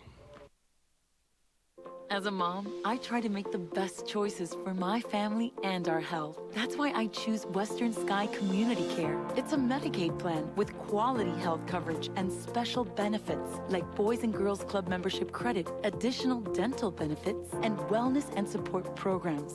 I decide which Medicaid plan is right for us. I choose Western Sky Community Care. Learn more about Western Sky Community Care by visiting discoverwesternsky.com today. Check it out. What is it? It's a time machine, bro. I could jump into the future, get my paycheck early. I already get my paycheck early at US Eagle. Get your paycheck up to 2 days early with US Eagle Early Payday. Now's a great time to have your checking with US Eagle. Time machine. Your girlfriend breaks up with you in 22 hours, 53 minutes. Wait, what? Seth? We fight the battles no one hears about. We drop into the middle of firefights to rescue others.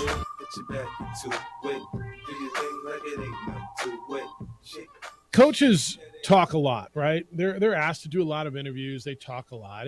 They're promoting their program. It's just part of the deal, right? And when you've been doing it for a long time, I don't know. Maybe you get more comfortable. Maybe you get more uncomfortable. I don't know. But you would, I think we all know, and Marie, this is kind of your realm, right? you know, cancel culture. Oh yeah. Um, Unfortunately, whether you agree with some of the sensitivities, the cancel culture, the whatever it is, if you're gonna be in that realm, you better understand what's going on. Is that fair? yes.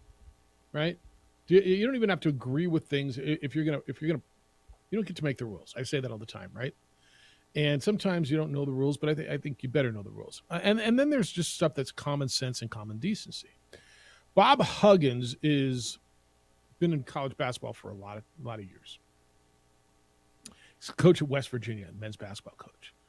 I don't know that he's going to get through this one. Okay, now maybe in the state in which he coaches, it'll be more tolerable. I don't know what even that means.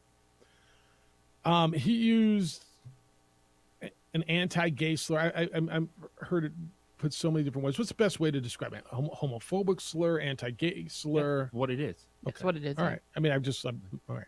There's no sugarcoating this. He did an interview with a Cincinnati radio station on Monday. He used to coach at Cincinnati. They were talking about the in-city rivalry with Xavier during his time there, and he used the word twice. Right? He used it twice. And it was pretty casual in the way he said it.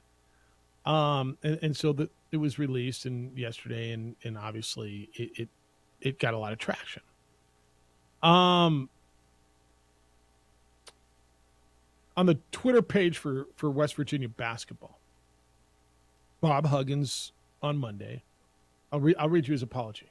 Quote, "Earlier today on a Cincinnati radio program, I was asked about the rivalry between my former employer, the University of Cincinnati, and its crosstown rival, Xavier University. During the conversation, I used a completely insensitive and abhorrent phrase that there is simply no excuse for, and I won't try to make one here. I deeply apologize to the individuals I have offended, as well as to Xavier University community, the University of Cincinnati, and West Virginia University. As I have shared with my players over my 40 years of coaching, there are consequences for our words and actions, and I will fully accept anything coming my way. I am ashamed and embarrassed and heartbroken for those I have hurt. I must do better, and I will." End quote. So about 20 minutes after that, the university put out a statement saying, addressing the insensitive and offensive remarks, said, quote, "Coach Huggins' remarks today on a Cincinnati show are insensitive, offensive, and do not represent our university values. West Virginia University does not condone the use of such language, blah, blah." I mean, everything you'd expect. He's 69 years old. I'm not going to sit here and call for his firing. I will understand if it happens. And I kind of feel that that's where this one's going to go. And you know why I feel that way, JJ? Because guys have gotten fired for less. Guys have said stuff. You think it was like on a podcast? Like it just, if you read that sentence out loud, if either one of us said that, yeah, they'd turn off the microphone and fire us right now. No, I know. And here's my thing. Because he used it twice and so casually, I almost feel like that's going to be the determiner here. Guys, if those words are in your vocabulary, I'm going to suggest you try to exercise them from your vocabulary, right? Just for your job security. How about that? All right, but do what you want. I'm not going to tell you how to do things. It's just a suggestion. When you're in his position and he said it, because do you think I'm wrong? Because he used it twice and so casual, does that feel like it's different? It's just, reading this whole story, you're doing a radio interview and that sentence comes out of your mouth. You're like, did you forget where you were? Like, what are you doing? And it's in the summer. What do? Do you say, hey, he's not going to coach the first couple games? Because was it Mark Few last year? Got it summer DUI, and it was only one game. Yeah, it was a DUI, and then their second game was like against Kansas or something, and he was back. Do you find a DUI to be different says something like this? There's all right. Well, rate offenses: a summer DUI or this. Yeah. I mean, I don't even know how to rate these. But I'm saying it's when it happens now. What should happen? Oh, I don't even know where the universities find coaches. I don't even know about that. Well, yeah, they can find coaches and they can suspend. This is one of those where obviously, and watch over the next couple of days, and there'll be more pressure on the university to do something, and there'll be groups who are, and understandably so. Like if you don't do anything, silence is almost support, right? And you can't support what he said. Now, there's some of you who are saying, "What did he do? He didn't do anything wrong." Okay. Can't like in 2023, that's just not the world in which we live. I'm not going to sit here and call for the man to be fired. I don't know that I feel that he needs to be. I mean, I always want to look at body of work, right? If this is a one-time thing, if people show you who they are, believe them. Well, I mean, when he showed you all those other times, you not believe him? You know, people who played for him kind of swear by Huggy Bear, right? I wonder, did that even I want to know what happened after the fact too. Did they just stop talking about Evans? Was that dropped? Yeah. Was like you can't say that on air. So I think I've told you the story. Amory, I might have told you the story. This had to be 1990 something, okay? Because I was still at Channel 7. So let's say 97, 98, 99 in that area. JJ, I've told you the story, I believe. We were at it was still the WAC tournament at the time. And I was in Vegas covering the WAC tournament. Basketball, men's basketball. Lobos lost the game on whether it was Thursday or Friday night. Okay. And I'm not going to tell you who the player was, but a player came out, did, an interview, and it was me, and it was Van, and Lee Faria, and Mark Smith. And the player said, "Man, we played like a bunch of," and he used that word. We all kind of looked at each other, right? And after the interview, I remember saying, "Man, I don't want to use it." I said, what are you guys going to do? And we're all kind of looking at each other because we know competitively, right? If one of us uses it and the others don't, like, we're done, right? If I don't use it and it shows up on Channel 4, why don't we? Because now all of a sudden that's all the story is going to be, right? It's going to be this player using that slur. And I'm going to tell you, I tell you a lot how there's times where I'm embarrassed by the media. I was proud of this group. And I'm sure there's some of you saying, how can you not use it, Jeff? You got to use it. You got to, that's what my thought process in that time. And again, you guys, this is 1990. I mean, it's 25 years ago, right? My thought process was, what's the point in using it? Why am I going to run that soundbite? All it's going to do is harm that young man who in the moment used a horrible phrase, but the only reason I would have run it is just to, boom, let's unload on this young man, right? And you can tell me that was irresponsible. Jeff, you should have run it. It was the news. It wasn't the news. The news was they lost, and there's plenty of sound bites. JJ, you know this, right? Especially on TV. I go through a whole press conference, and I use 18 seconds of a clip, right?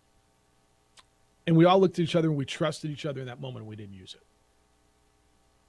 And I think back on that so often because that's how you would have remembered that young man, that player. He's the guy who said that.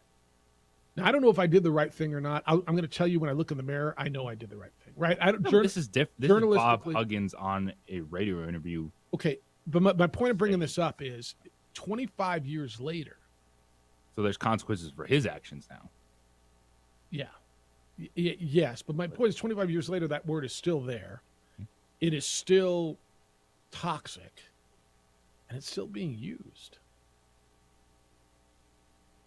It's just crazy that as much as that, as many times as that dude speaks, and you talk about it all the time, it's just coaches talking over and over and over. Right. I guess you get really to a point. Comfortable. Yeah, you just like bleep it, whatever. Yeah. I mean, I guess he was really comfortable with the person. And again, that's the other thing. All right. So let's say you were doing that on a podcast or guys, let's say we had somebody do that on our air. right? When we put the podcast out, would we have taken that out? I would have asked to. I mean, responsibly. I mean, what would have been the point of keeping that in there and running the podcast? Like when you put it up on, because that would get everyone in trouble. Every one of us. But again, I always wonder. I don't know. This is where I've always come from. Maybe I'm not very good. I just, what's the point? Like, why would we not take it out? You know, why would we run that? But now, and here's the thing for Huggins. Yeah. My immediate reaction isn't, oh, he needs to be fired. There's got to be consequences for it. There does. You can't There say does. that. You can't say that. It's So on the radio, 2 and you're games? still representing West Virginia. You're still the head coach of West Virginia. So what? 2 games and a fine? What are we looking at? He's gonna be watching some videos. Yeah. HR is gonna have some conversations with him. It's just, and to your point, it should just be better, man. It's like you're a public figure. You're a Hall of Fame college basketball coach. Just be better. Just be better, man. You're an example. It's not that hard. Yeah. Yeah. It's really not that hard to not say something like that. You know what's crazy? On the radio. Did you see CBS's story on this? So I guess Huggins was really good friends with Tom Brenneman. Tom Brenneman was the voice of the Cincinnati Reds, and he was a voice of Fox, and he was a big deal. And in 2020, he was working a game between the Reds and the Royals, and he was caught on a hot mic. Remember, off camera. He thought thought the mic was quiet. They were in San Francisco, and he used that word, calling San Francisco the blank capital of the world. It was a homophobic slur, and he lost all his jobs. And him and Brenneman, there's these tweets right here of him and Brenneman afterwards coming to talk to his team and about responsibility. Like, you'd think he would know what that word does to you. It's crazy. It's bonkers. All right, we'll give away tickets. Go see 50 Cent at 9:10, so stick with us for that. I stopped by 377 Brewery yesterday for lunch, and I was super excited because I sat on their beautiful big patio that's opening. The sun is shining on you, and it's so nice, and it's connected to their big, beautiful event space. And I just saw the staff setting up Mother's Day. They were putting up these potted flowers for all you wonderful mothers out there, and they're having a Mother's Day brunch this Sunday for Mother's Day. What's your Mother's Day plans? 377 Brewery is the perfect place to bring all the special moms in your life, all the special women in your life. They are giving out free flowers to every mom that comes to 377 Brewery for brunch on Sunday, starting at 10 a.m. They have a special menu with this special French toast. It's going to be wonderful. They have a build your own it's a mama mimosa bar, they're calling it. You pick your own juice. They have mint and fruit to top it off. They're making it very special for all your moms out there. So if you don't have plans, get over to 377 for their Mother's Day brunch this Sunday from 10 a.m. to 2 p.m. 377 is a wonderful place for all your life events. It's named for the flight wing at Kirtland Air Force Base. It's on the northwest corner of Yale and Gibson, or check them out at 377brewery.com.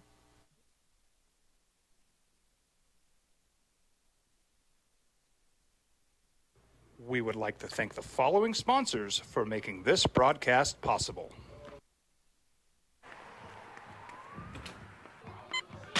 These are more than just the sounds of a safe place to go after school.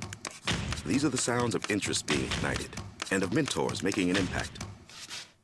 At Boys and Girls Clubs, we don't do just one thing. We do whatever it takes to meet the needs of every kid who comes through those doors.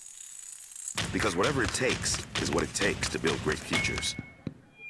Great futures start here.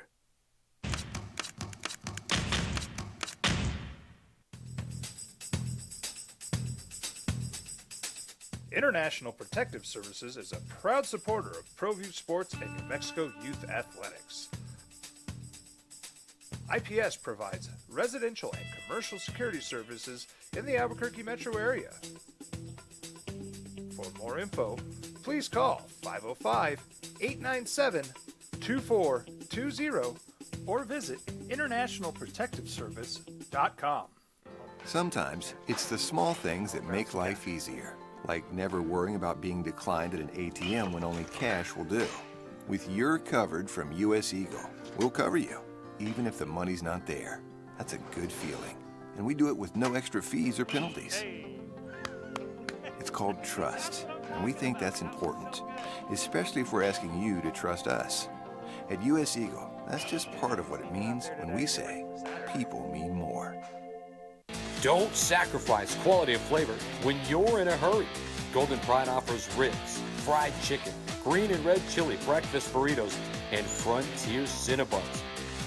4 great locations, or visit us online at goldenpride@abq.com. Golden Pride Barbecue Chicken and Ribs, proud supporter of ProView Sports Network. Check it out. What is it? It's a time machine, bro. I could jump into the future, get my paycheck early. I already get my paycheck early at US Eagle. Get your paycheck up to 2 days early with U.S. Eagle Early Payday. Now's a great time to have your checking with U.S. Eagle. Time machine. Your girlfriend breaks up with you in 22 hours, 53 minutes. Wait, what? Seth? We fight the battles no one hears about. We drop into the middle of firefights to rescue others.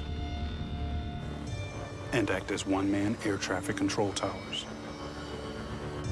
We're the ones who go before all others.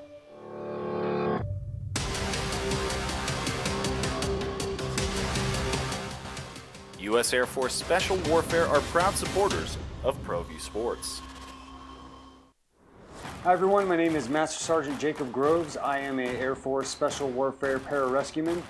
Air Force Special Warfare are proud supporters of ProView Network and New Mexico Youth Sports.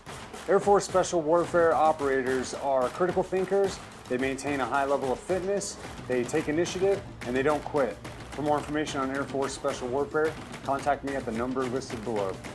U.S. Air Force Special Warfare are proud supporters of ProView Sports. As a mom, I try to make the best choices for my family and our health. That's why I choose Western Sky Community Care. It's a Medicaid plan with quality health coverage and special benefits like Boys and Girls Club membership credit, additional dental benefits, and wellness and support programs. I decide which Medicaid plan is right for us. I choose Western Sky Community Care. Learn more about Western Sky Community Care by visiting discoverwesternsky.com today. International Protective Services is a proud supporter of ProView Sports and New Mexico Youth Athletics. IPS provides residential and commercial security services in the Albuquerque metro area. For more info, please call 505-897-2420 or visit internationalprotectiveservice.com. We would like to thank the following sponsors for making this broadcast possible.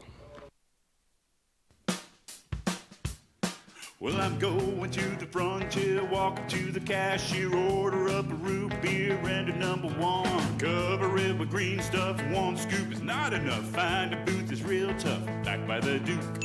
Meet my family, meet my friends in the quirkiest restaurant I have ever been. All of Albuquerque's favorite spot, it's the Frontier Restaurant. The Frontier Restaurant is a proud supporter of ProView Networks. We fight the battles no one hears about. We drop into the middle of firefights to rescue others. And act as one-man air traffic control towers. We're the ones who go before all others.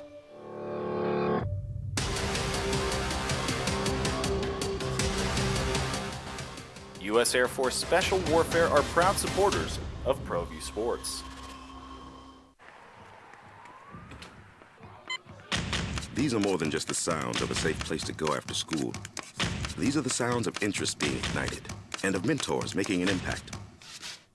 At Boys and Girls Clubs, we don't do just one thing. We do whatever it takes to meet the needs of every kid who comes through those doors. Because whatever it takes is what it takes to build great futures. Great futures start here.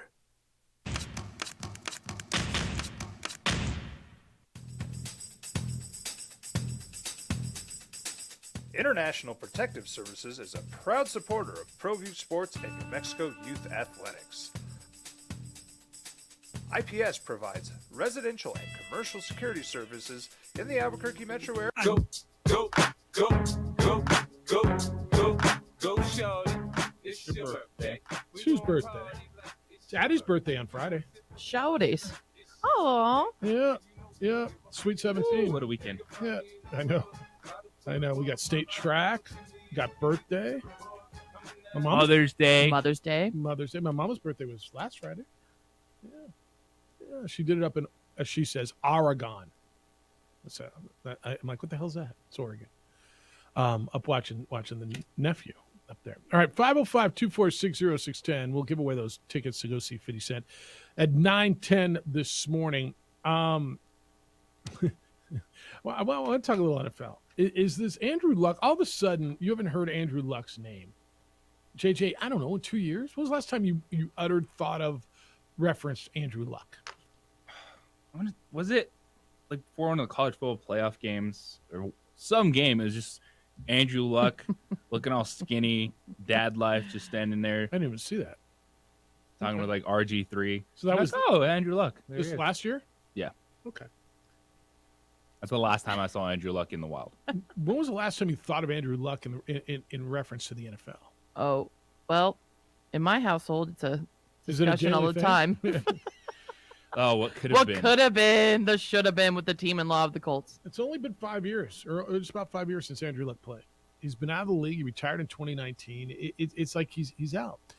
And this whole, I thought this might go away. It doesn't feel like it is. Jim Irsay is really pushing this whole tampering thing against potentially Washington or anybody else. I'm going to guess somebody did reach out to his people. We were talking about this yesterday, JJ, and then we'll go to the phones at 505-246-0610. What's protocol in this? So let's just say Washington, and realistically, I could see how the Commanders would have been interested in with their quarterback situation. I'm wondering if Andrew Luck wants to come back. I understand the process. I would have to go. We got the wrong broken Colts quarterback. Right. We got the wrong one.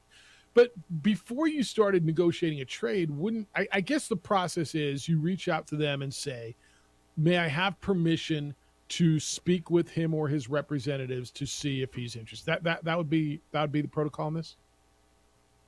Yes. Right? Yes. And I would assume that they would It's the rules. Right. And Who follows the rules anyway? Yeah. I assume at that point they would say, okay. And then they would try to hold a king's ransom if Andrew Luck wanted to play, and they'd try to get an Aaron Rodgers type of a deal. I'm Jim Irsay. Then I call Andrew Luck and be like, if you want to play, just come play for us then. Yeah. Washington. And what if dude says He doesn't want to play, though. He's like made it really clear. Look, man, I got mad respect for dudes like that. I understand. Like the wild thing in all this Yeah. is that shows you how desperate teams can get for anyone with a pulse that plays quarterback. Like we saw Andrew Luck one point in time, one of the top quarterbacks in the league. I don't care if he hasn't thrown a football in 3 years. Let's call the man and see if he's interested. Wasn't there a report last year that the 49ers called Ben Roethlisberger? Like a credible report on that, right? I don't remember that. Yeah, that was this last season. You're 100% right on desperation on quarterbacks. And there seems like there's so many out there. But how many can play at that level? Is that the hardest job in sports? NFL quarterback.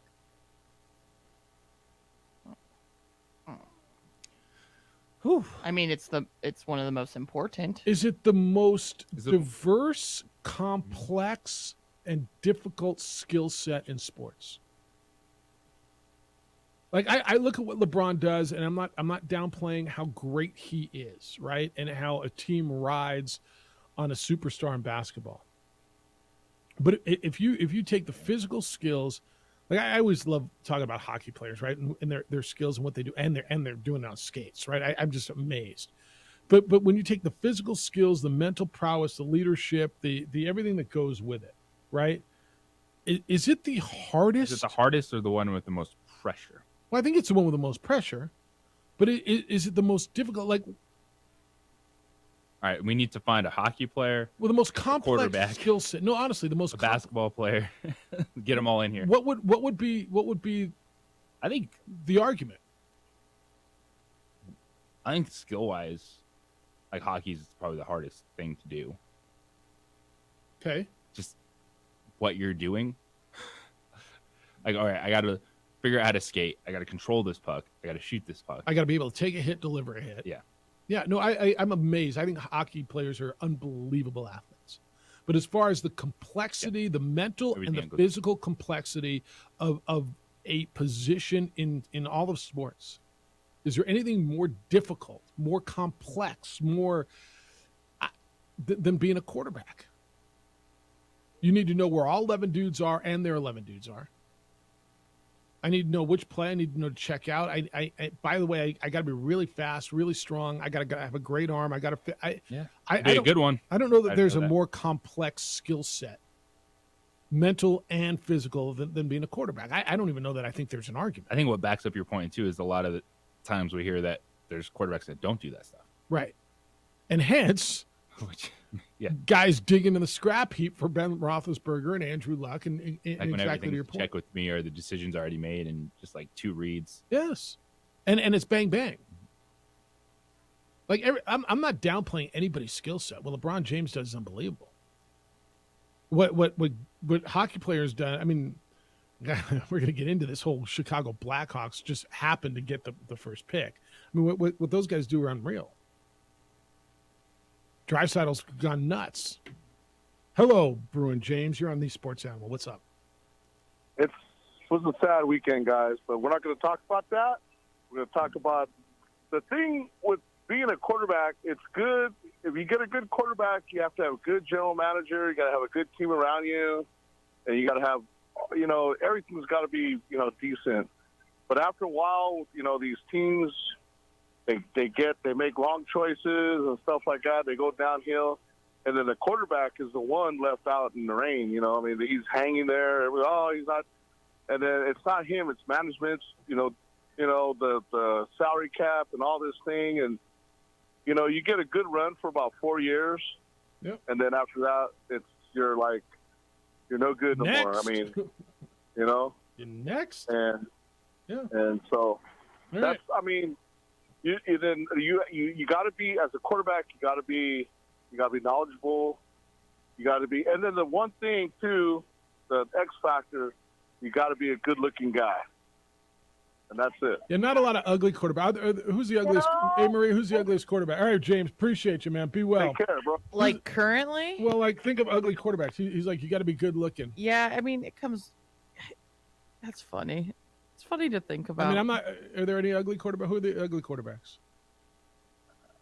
I mean, isn't looks subjective? Everyone has a type, 100% right? They're subjective. I think they're good looking to a lot of people because they're millionaires. You're really good at this. I mean, I'm not a. I like keeping it real here, but I think most women would be like, yeah, he's handsome. Well, all right. Hey, speaking on quarterbacks, Patrick Mahomes, Big Ben. All right. All these guys. Are they good looking? They're all so good looking. Was Jim Plunkett and Ken Stabler good looking? Yep. All right. So hot. Just going back to the day.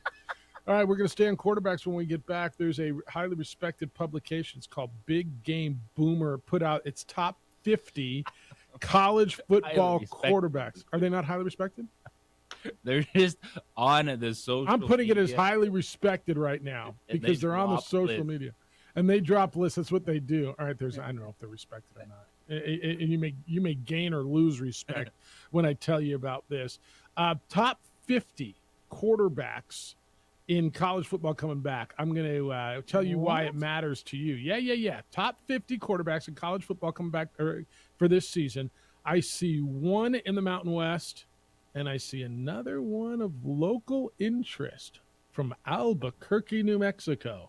Who that is? What do you think about it? That's next. It's the opening drive on 95.9 FM and AM 610, the Sports Animal. Sponsored by Blindster.com.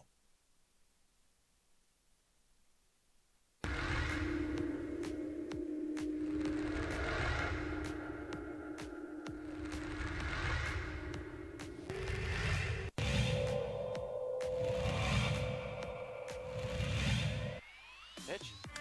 There's a line drive right at the shortstop for out number 3.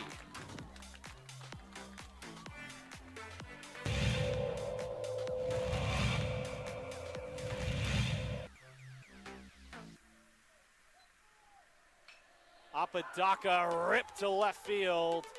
That will bounce in, so it's going to be extra bases as they'll have to chase that one at the wall in the warning track. Flipped up, there's no play at home. So it's an RBI double for Andrew Apodaca.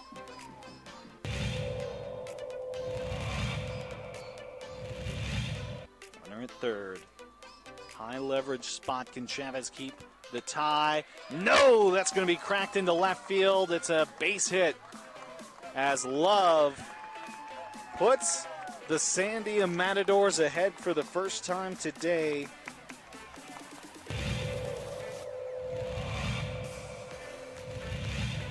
The 0-2. It's upstairs, goes to the backstop, and the run will not score. Gun down at home.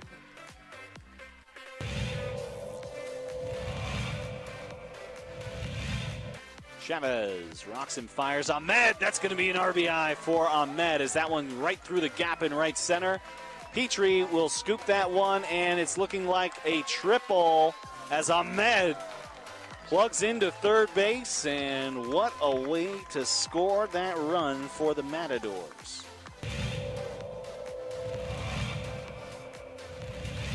Coach Romero barking out his orders there to his players. He's been around the game for a long time. Nice shot to center field. That'll bring runners in.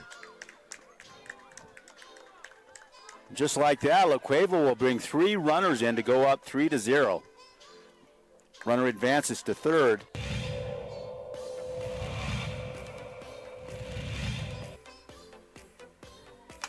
Shot to center. That looks good. That's gone.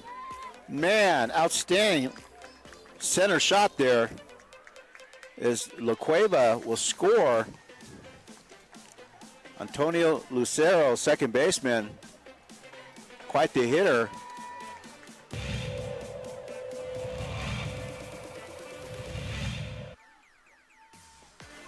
Shot to third, and good catch, and she gets the out. Outstanding play by Trinity Bazan. Nice bright spot.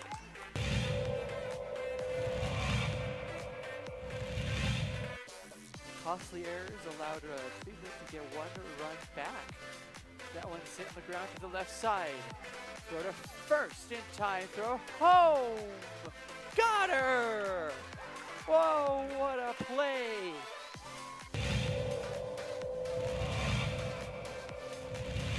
Next door or something.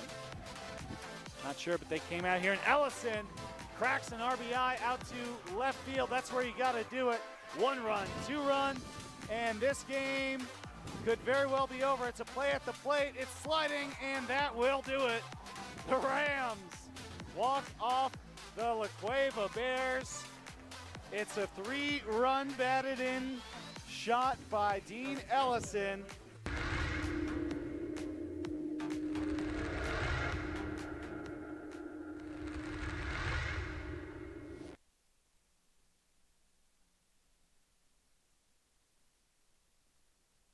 We would like to thank the following sponsors for making this broadcast possible.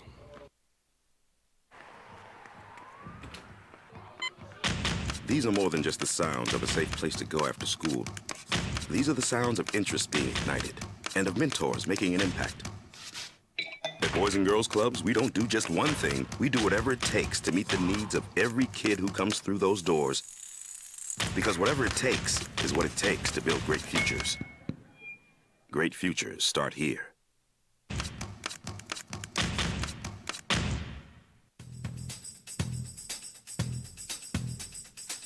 International Protective Services is a proud supporter of ProView Sports and New Mexico Youth Athletics.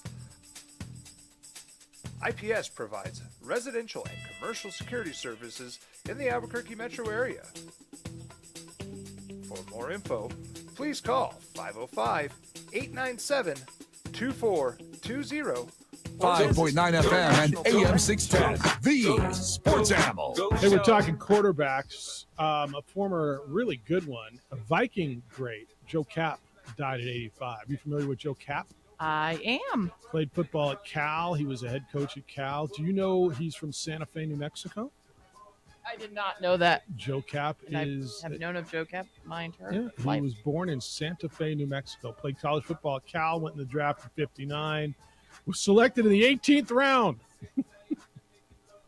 Had a pretty good career. Joe Cap from Santa Fe, New Mexico, passed away today. All right, so we're going to start seeing polls. What is it, May? School's going to be out. We're going to go now start seeing lists after lists after lists after list, right? So Big Game Boomer. You said this is basically a website that just puts out lists to get clicks. And it works. Well, I mean, They got a very good thing going. all right, how credible are their lists? You tell me. Well, all right, this list is top 50 quarterback. I only am familiar with one list, so I don't know how credible their lists, plural, are. They put out a list of top quarterbacks entering the 2023 college football season. I don't know that I got a lot of arguments at the top, right? Number one is Caleb Williams from USC, the guy who won the Heisman Trophy. Do we agree on that? Yes. Drake May, North Carolina, guy who's probably going to be the number 2 pick overall in the draft. Pretty easy. Michael Penix Jr. from Washington. Jordan Travis, Florida State, and Bo Nix in Oregon. Okay, 1, 2, 3, 4, 5. They got Shedeur Sanders, Dion's kid, from Colorado, number 11. I don't know if I think that's right or not. I really don't know. I only see one Mountain West quarterback on here. And you're saying, well, Jeff, are these all a Power 5? No. Frank Harris from UT San Antonio is number 12. Tulane's quarterback, Michael Pratt, is number 15. There are non-power. Ohio's quarterback, Curtis Rourke, at number 25. So there's 130, I think there's 131 FBS teams. Top Mountain West quarterback, you just asked me during the break, who's the top Mountain West quarterback coming back? They've got it, and I think this is right. Chevin Cordero from San Jose State at number 30. He's the transfer from Hawaii. Number 50, 5-0. Volcano Vista High School and New Mexico State University, Diego Pavia, New Mexico State's quarterback, made the list. I don't know if I think that's right or not. What do you think of that? Top 50 I'm fine quarterback with in it. college football, or just won a bowl game? I'm fine with it. You make that list. The way the kid balled, the way he grew, how tough that kid is, and I don't even know if he's going to be the starter for that team. I'm going to guess he is, because I know they went in and brought a bunch of quarterbacks. But Aggie fans, you got a guy that, at least according to one list, top 50 in the nation. 505-246-0610 is how to get to us today. 888-922-0610. Why the Lakers won last night, and how can the Warriors get off the mat? That's next. Opening drive on 95.9 FM and AM 610, the Sports Animal.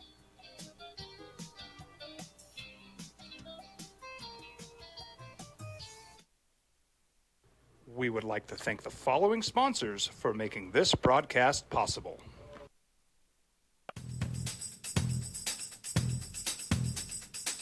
International Protective Services is a proud supporter of ProView Sports and New Mexico Youth Athletics.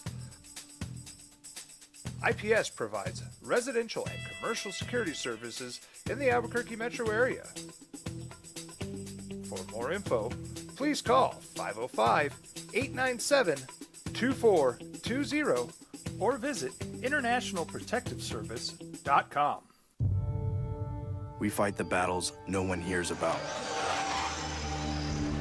We drop into the middle of firefights to rescue others. And act as one-man air traffic control towers. We're the ones who go before all others.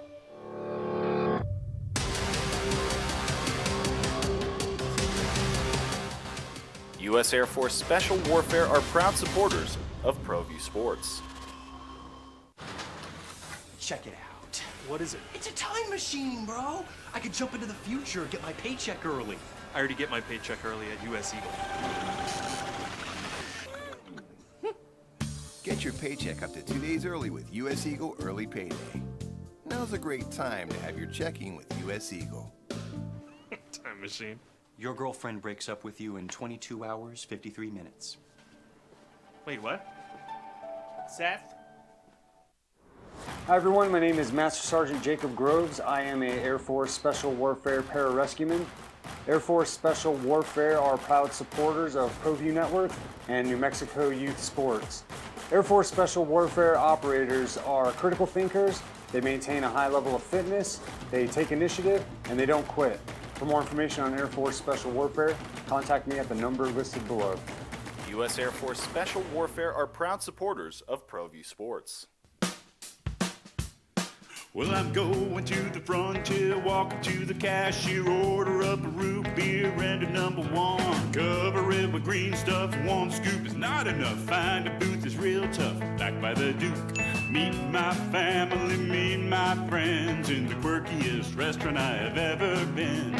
All of Albuquerque's favorite spot, it's the Frontier Restaurant. The Frontier Restaurant is a proud supporter of ProView Networks.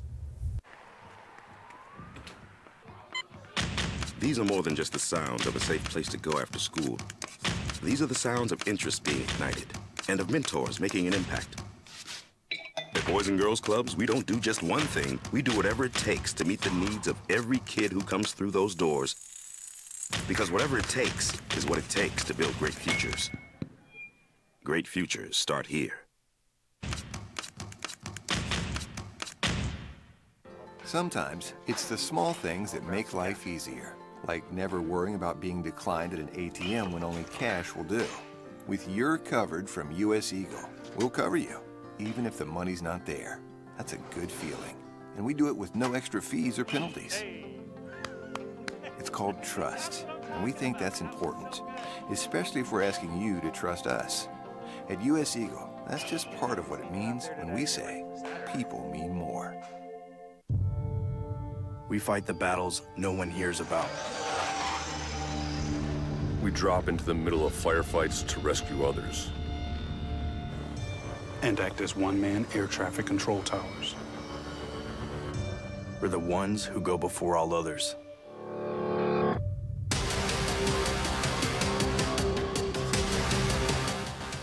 U.S. Air Force Special Warfare are proud supporters of ProView Sports.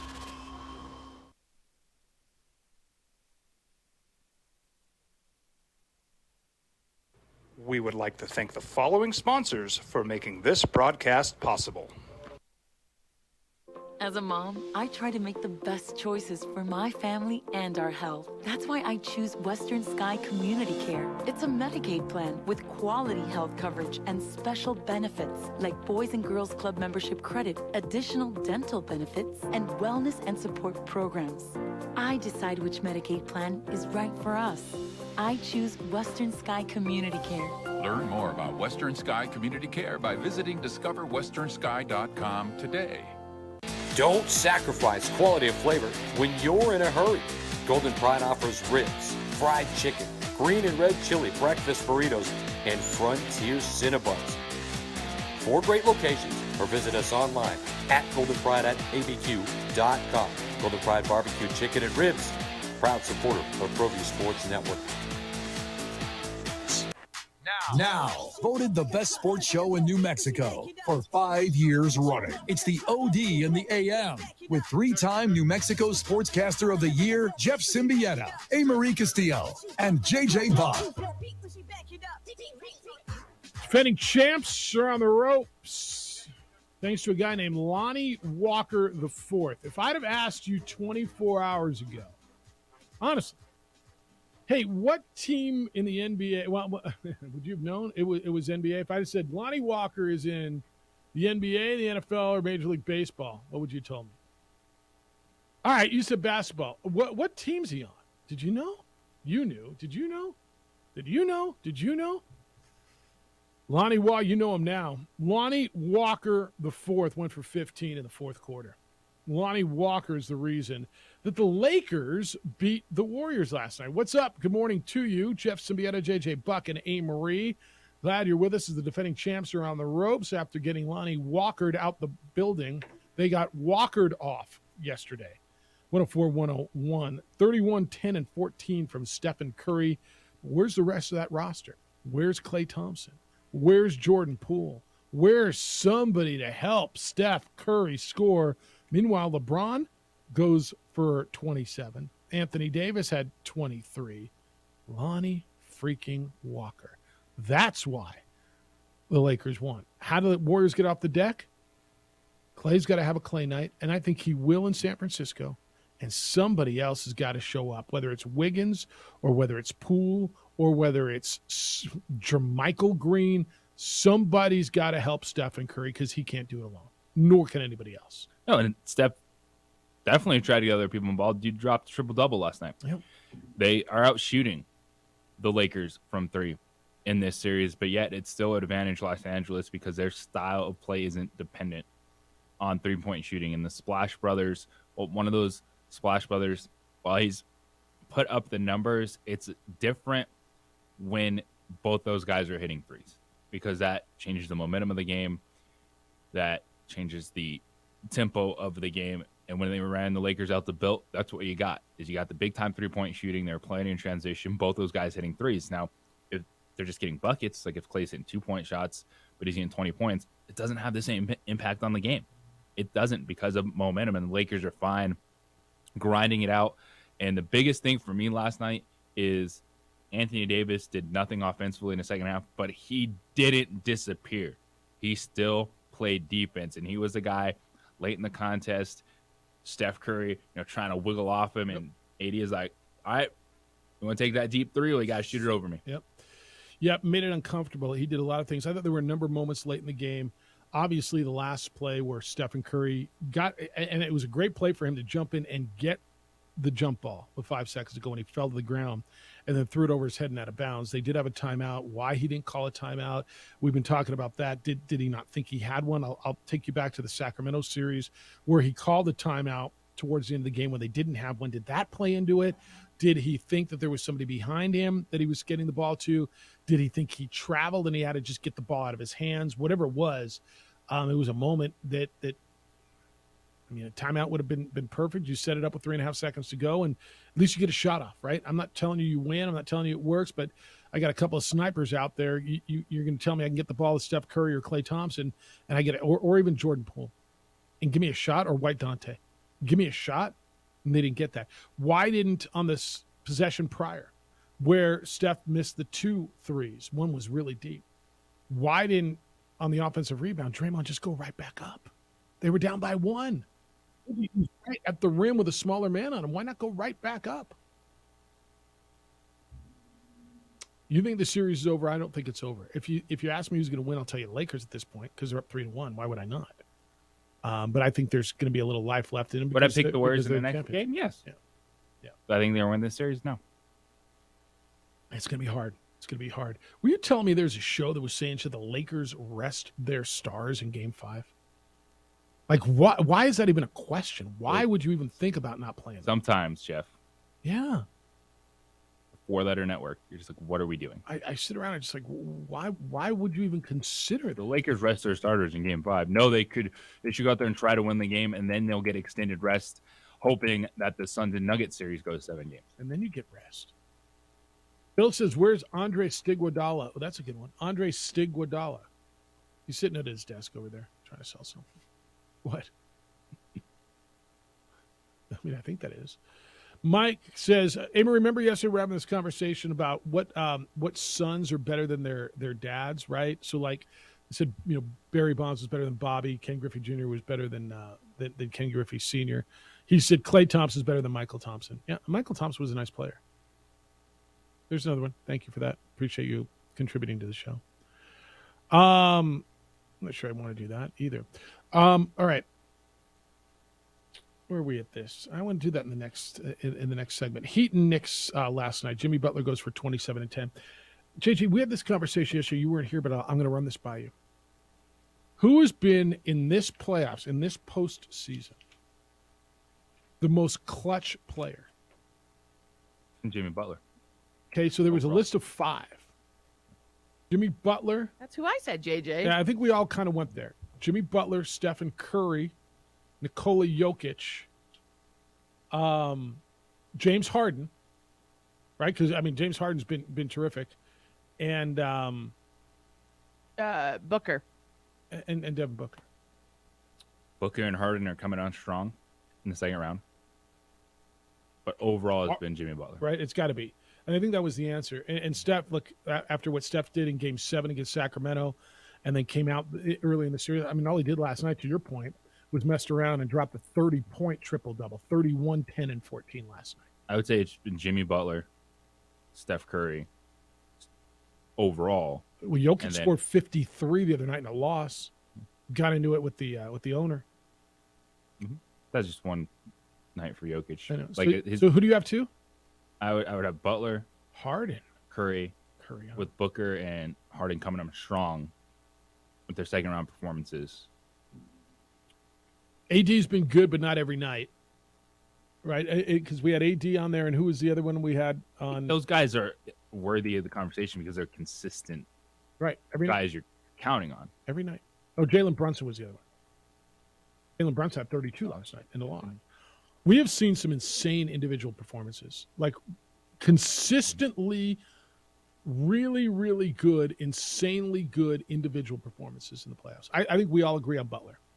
But if and that's why this has been so wide open, and it feels like any of these series, you're like, oh, I can see why this team would win, and then take that next step, because there's duos on all these teams, and then the depth is pretty good when you discuss all these squads. Who's stepping up? Who's making plays? They have the guys. Now it comes down to, are those guys going to be able to execute on a nightly basis? And why it's fascinating, because to me, I actually, I brought it up about, it's tonight, the swing game between the Suns and Nuggets. I actually thought it was Game 4. Really? So you think that was you the think Phoenix is point going to of win the series? I think they're in the driver's seat because the Nuggets are not playing team basketball. Well, they're not playing defense either. Well, I didn't expect that to be a factor in this series, because this was shootout all over it. But the Nuggets still need to play team basketball. They still need Jokic moving the ball. And if they just want to sit there and let Jamal Murray go one-on-one every other possession, then the Jokic goes one-on-one, that's advantage Phoenix. That's the way they want to play. It's just Kevin Durant and Devin Booker going downhill. If the Nuggets can't control the game, if the Nuggets can't play team basketball, they don't have a shot in a shootout against those guys. Well, because I don't know that they're. I mean, after their top two, you look at their top two and their top two, who's got a better roster afterwards? And I'm not sure I know the answer with Phoenix and Denver. I don't know that I'm impressed if you go beyond the top two. Now, is Chris Paul playing tonight? Because I almost think that's to their advantage. And this is not to disparage Chris Paul. I thought Campaign coming in and running the point, I thought their pace was really good in the games without Chris Paul. Force them to do a little something different. Landry Shamet hit shots in the fourth quarter, and you're still going to need those guys to make some plays. But Shamet, what the Suns turned it into is, hey, our two guys are going to take turns, Devin Booker and Kevin Durant. And Booker's been unstoppable in mid-range game, and you ain't stopping Kevin Durant. He's going to get a foul call every time he goes to the basket. Nor are you stopping Nikola Jokic.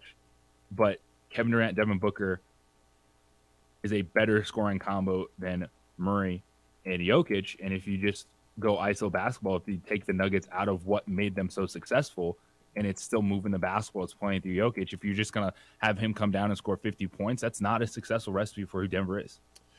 All right, when we come back, was this inevitable? Do we have a potential gambling scandal in major college athletics? And if so, should we have seen that coming? I'm going to get into that and why they're concerned at big levels. This was kind of inevitable. We're going to do that after we give away tickets to go see 50 Cent. Concerts in August. Amory's got 2 tickets to give away. The phone number is 505-246-0610. Area code 505-246-0610. If you are caller number 8 right now, give them a call. Call Amory. She'll give you the tickets for caller number 8 at 505-246-0610.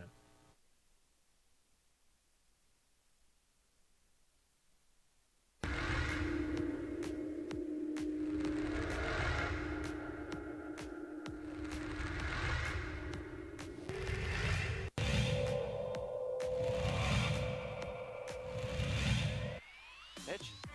There's a line drive right at the shortstop for out number 3.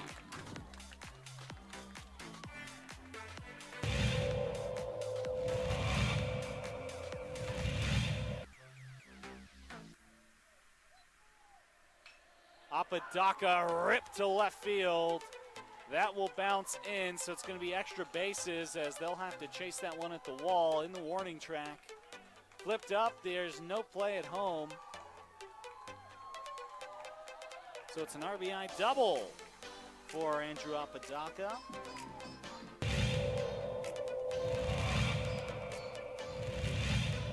Runner at third. High leverage spot. Can Chavez keep the tie? No, that's going to be cracked into left field. It's a base hit as Love puts the Sandia Matadors ahead for the first time today.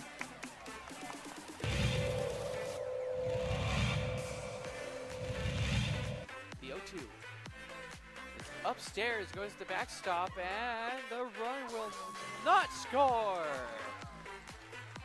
Gun down at home.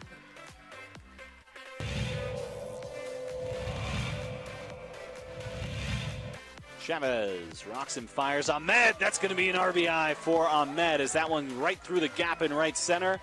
Petrie will scoop that one, and it's looking like a triple as Ahmed plugs into third base, and what a way to score that run for the Matadors.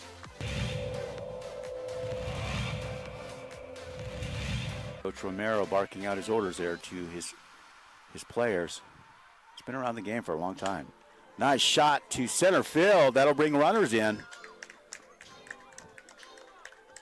Just like that, La Cueva will bring 3 runners in to go up 3-0. Runner advances to third.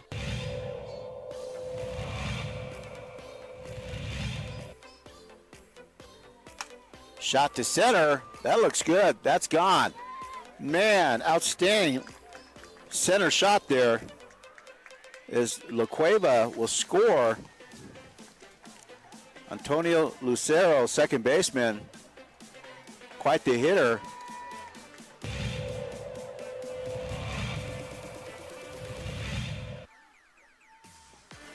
Shot to third, and good catch, and she gets the out. Outstanding play by Trinity Bazan. Nice bright spot.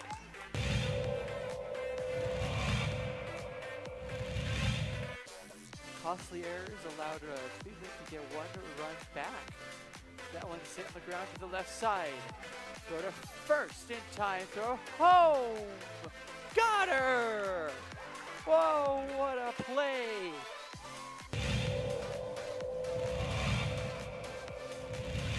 Next door or something. Not sure, but they came out here, and Ellison cracks an RBI out to left field. That's where you got to do it.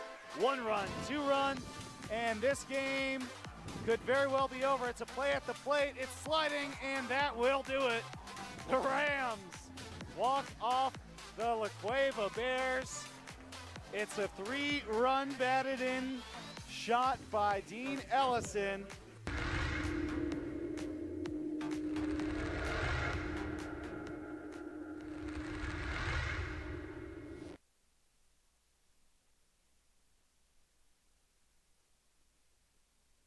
We would like to thank the following sponsors for making this broadcast possible.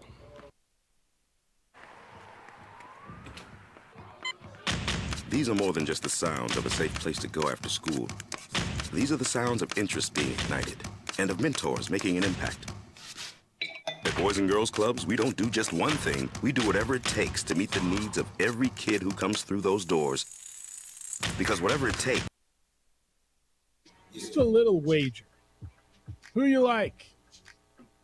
You got gambling shows. You got it everywhere. It's on your phone in most states, many states. What can go wrong? Opening drive, Jeff, JJ, Marie. We give away the tickets to go see Fitty. Yes, Anthony, and it's his birthday, so this was awesome Let's for party. him. It's your birthday. Guys, like, go, Anthony. Yeah. It's your birthday. He was pumped. Well, good. We'll do it again tomorrow. Once tomorrow. We'll do it once tomorrow. All right. So gambling is legal. Sports gambling is legal. You can go to the sports book in many states. You can just do it on your phone, right? FanDuel and DraftKings, and everybody's got a book. Okay. Yesterday, the University of Iowa announced that 26 of their athletes across 5 sports, included baseball and football and men's basketball, men's track and field, wrestling, and a full-time employee in the athletic department are suspected of wagering on sports. It's a violation of the NCAA rules because they're part of it. Iowa State said 15 of its athletes across 3 sports, football, wrestling, track and field, suspected of violating gambling rules. So Iowa said, quote, it received information about 111 individuals. That's very specific. Although 26 of them are current student athletes. The school said the vast majority of our students who are on staff, former athletes, or those with no connection to the athletic department. You recall, was it last week, Alabama fired their baseball coach? Remember, so Alabama, was it the state of Illinois stopped taking bets on Alabama, the University of Alabama baseball games? Brad Bohannon was his name. I mean, was this inevitable? Okay, there are rules in place when you are an athlete or part of a staff, and it's a violation, and you know you can't do it, so don't do it. Sounds pretty easy. I mean, it sounds pretty easy. Just like maybe using steroids or any other stuff you're not supposed to do. I don't know. But as we know, that's not how it's going to go, right? Yeah, just don't do it. But so Iowa said that their university leadership was notified back on May 2nd. What's that? Last Tuesday? Potential criminal conduct related to sports wagering that also suggested possible NCAA violations.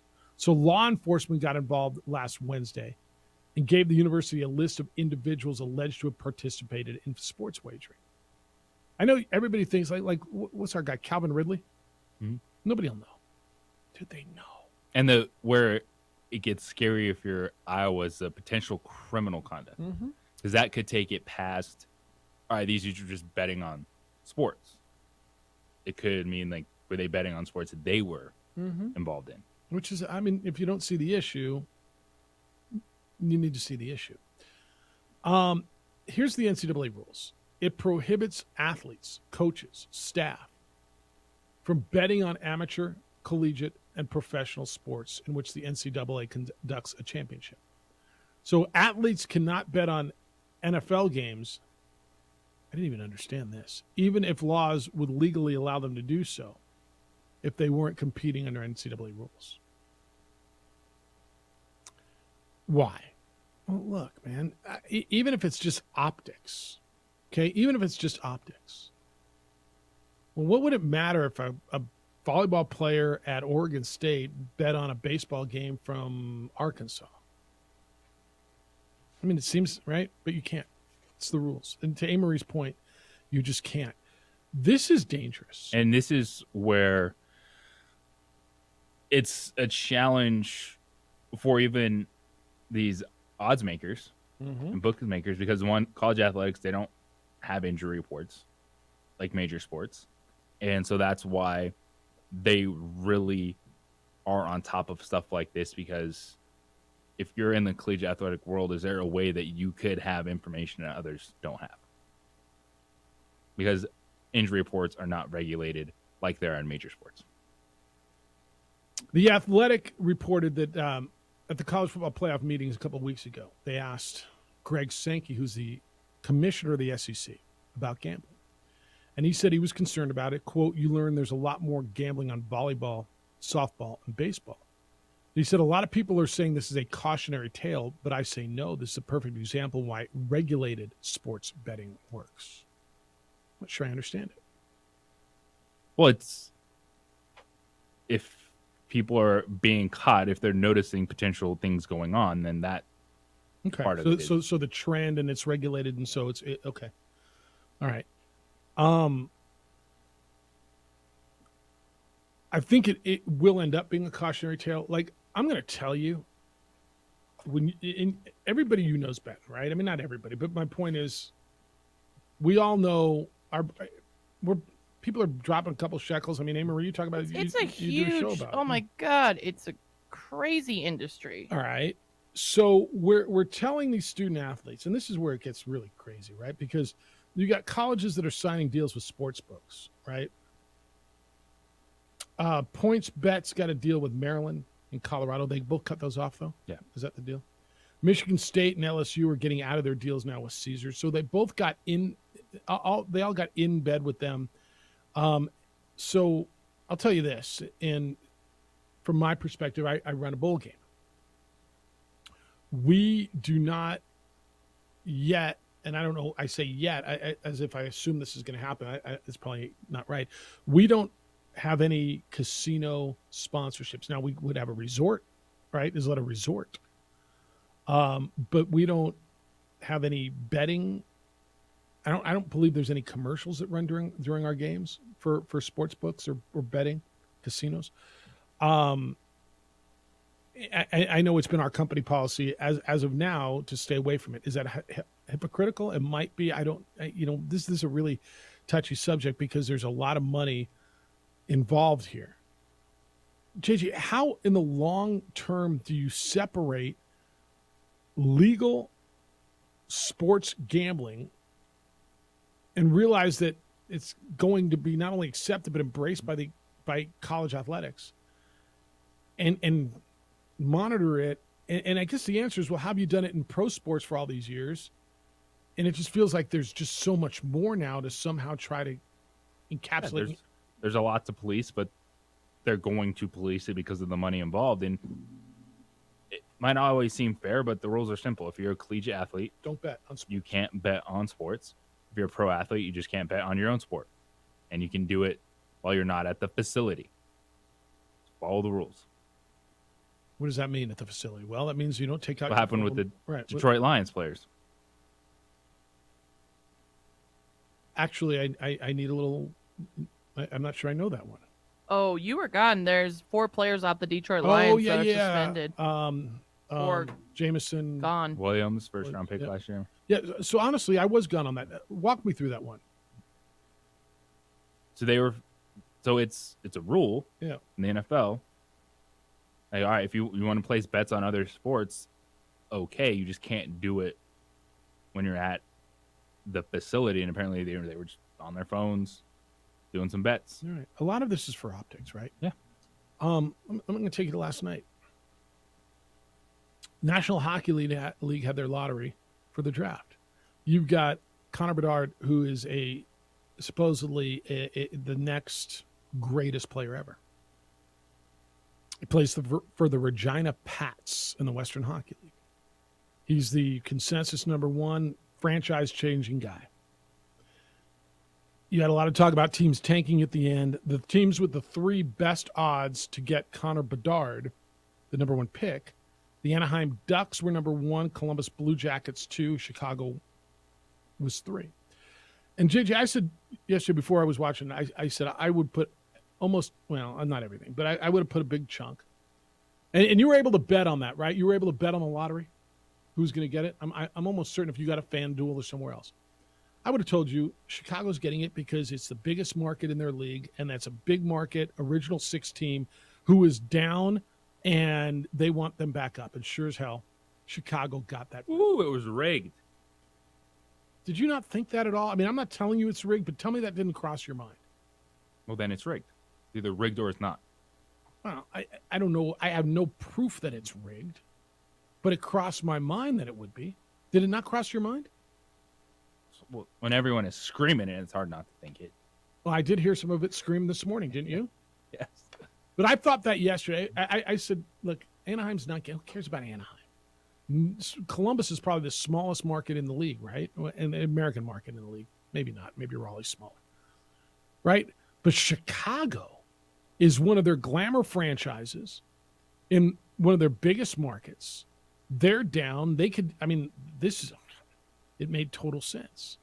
And sure enough, that's how it went. Now, look, I understand these are certified and they have these CPA firms that do the draft lottery and everything.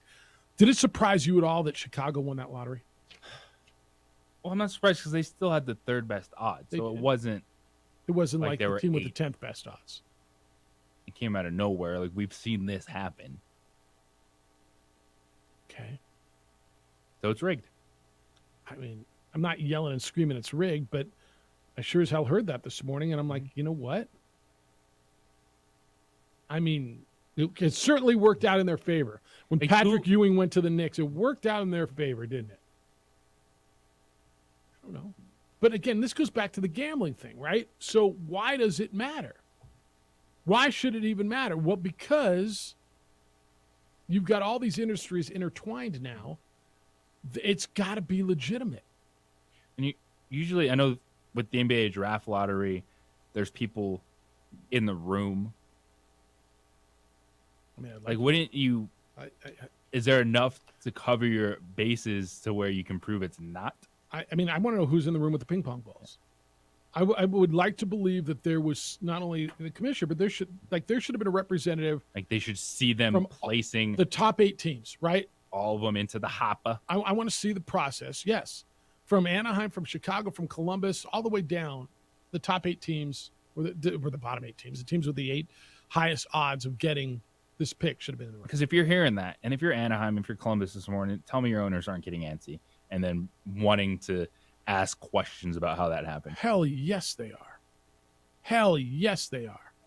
You see? Did you watch the NHL lottery by any chance? See, the dude from Anaheim was just like, "Damn, I knew it." I mean, I knew it. Should have had Emilio Estevez there.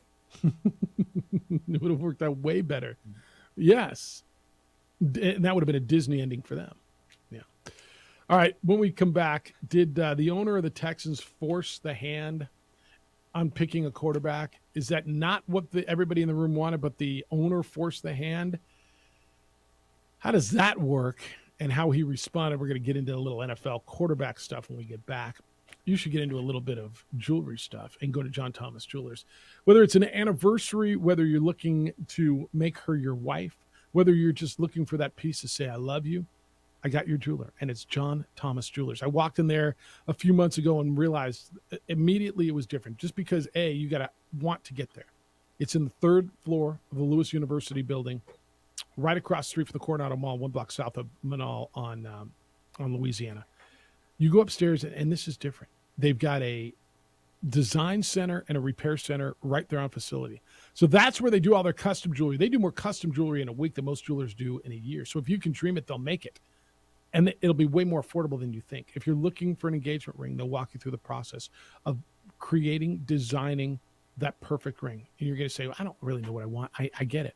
They'll walk you through it. You'll see all these different designs, different rings, different stones, different sizes, different bands, and you'll design it right there. And now listen, with any purchase of $5,999, they're giving you a 7-night all-inclusive trip to the Dominican Republic. So it's perfect for couples who are looking to get engaged. You get the ring, you get the honeymoon. Perfect for couples looking to celebrate an anniversary. You get jewelry and a trip. It's perfect for anyone just looking to get away. And listen, this is not a contest. With any purchase of $5,999, the trip is yours. All the food, all the drinks, the tropical destination, they will give this gift with purchase while supplies last or until all the certificates have been given away. JohnThomasJewelers.com. Go check them out. John Thomas Jewelers, Lewis University Building, 3rd floor, 1 block south of Manal, across from Coronado Center. If you can dream it, they will make it.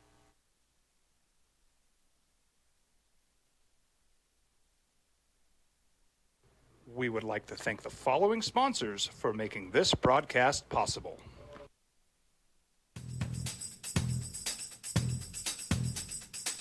International Protective Services is a proud supporter of ProView Sports and New Mexico Youth Athletics. IPS provides residential and commercial security services in the Albuquerque metro area. For more info, please call 505-897-2420 or visit internationalprotectiveservice.com. We fight the battles no one hears about. We drop into the middle of firefights to rescue others. And act as one-man air traffic control towers. We're the ones who go before all others.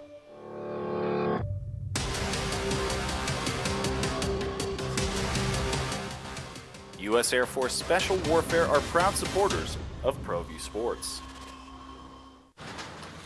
Check it out.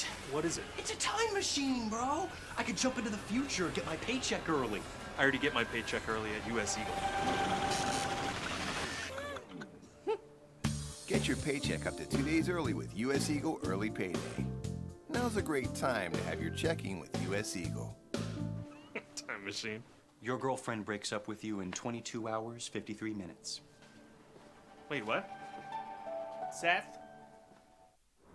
Hi everyone, my name is Master Sergeant Jacob Groves. I am a Air Force Special Warfare Pararescueman. Air Force Special Warfare are proud supporters of ProView Network and New Mexico Youth Sports. Air Force Special Warfare operators are critical thinkers. They maintain a high level of fitness, they take initiative, and they don't quit. For more information on Air Force Special Warfare, contact me at the number listed below. U.S. Air Force Special Warfare are proud supporters of ProView Sports. Well, I'm going to the frontier, walking to the cashier, order up a root beer and a number one. Cover it with green stuff, one scoop is not enough. Find a booth is real tough, back by the Duke. Meet my family, meet my friends in the quirkiest restaurant I have ever been. All of Albuquerque's favorite spot, it's the Frontier Restaurant. The Frontier Restaurant is a proud supporter of ProView Networks. These are more than just the sounds of a safe place to go after school. These are the sounds of interest being ignited and of mentors making an impact. At Boys and Girls Clubs, we don't do just one thing. We do whatever it takes to meet the needs of every kid who comes through those doors. Because whatever it takes is what it takes to build great futures. Great futures start here. Sometimes it's the small things that make life easier, like never worrying about being declined at an ATM when only cash will do. With your covered from U.S. Eagle, we'll cover you, even if the money's not there. That's a good feeling. And we do it with no extra fees or penalties. It's called trust, and we think that's important, especially if we're asking you to trust us. At U.S. Eagle, that's just part of what it means when we say people mean more. We fight the battles no one hears about. We drop into the middle of firefights to rescue others. And act as one-man air traffic control towers. We're the ones who go before all others.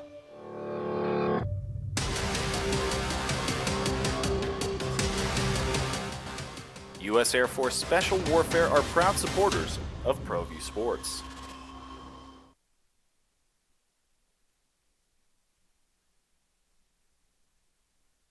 We would like to thank the following sponsors for making this broadcast possible.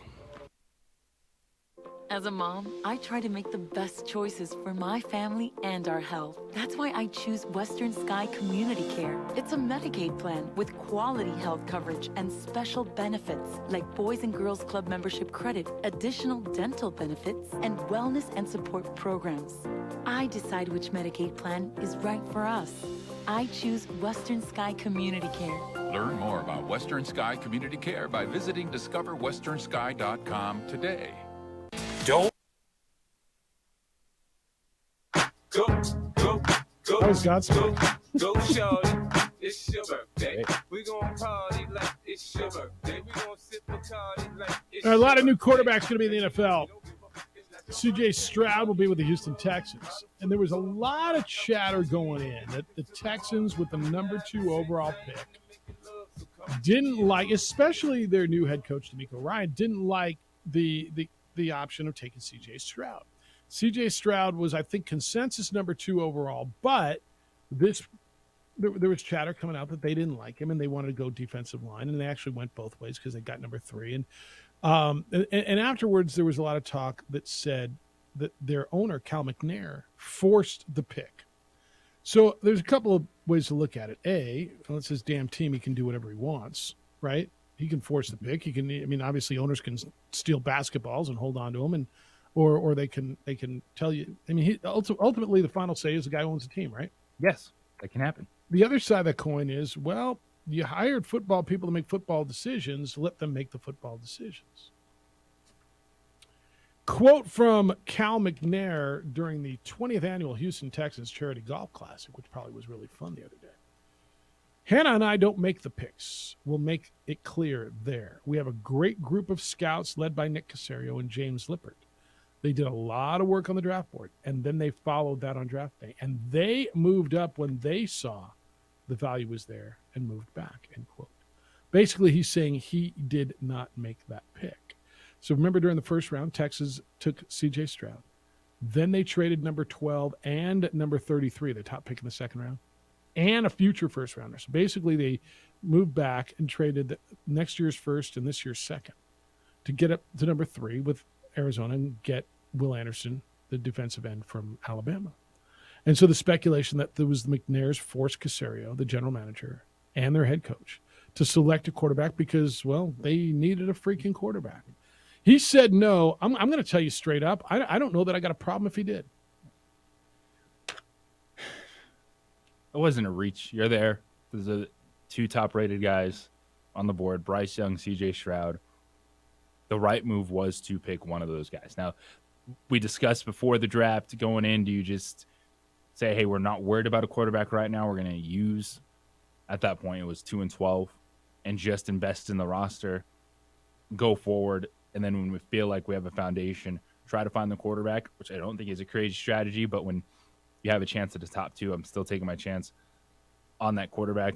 But then they come right back and still get Will Anderson, which that's going to be fascinating to me, is Will Anderson versus Jalen Carter.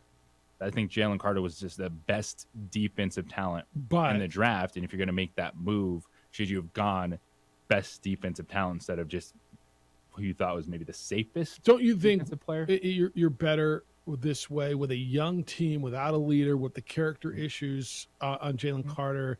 And obviously you're not the only one who thought he had a character issue. You and I aren't the only ones. He slipped all the way to number 9 and went to a very veteran team. I'm going to tell you, with a young, fragile team, with a first-time head coach, with no established leaders, I think they did the right move there. I agree. Now, will Jalen Carter end up being better than Will Anderson? He might be. Does that mean you swung and missed? I don't know what's better for the culture of your club. Jalen Carter may be better because he fit into the right situation. If Jalen Carter doesn't go, and we're going to see this, JJ, we'll have this conversation in a year, maybe 2 years. I think he's going to thrive in Philadelphia because he's in a very veteran situation, right? And there's leaders but if he was the guy who kind of had to come in and be the leader right away, and by almost every report, he's just not mature, ready to be that guy, would he succeed?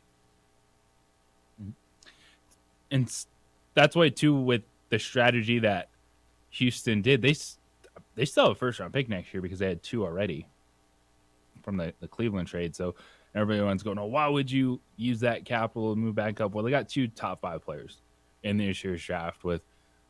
So hold on to a first-round pick next year. It was really good draft strategy. It was a big-time move. They got a top 2 quarterback. And now you actually have belief that your franchise can head in the right direction. Yeah. All right, there's another.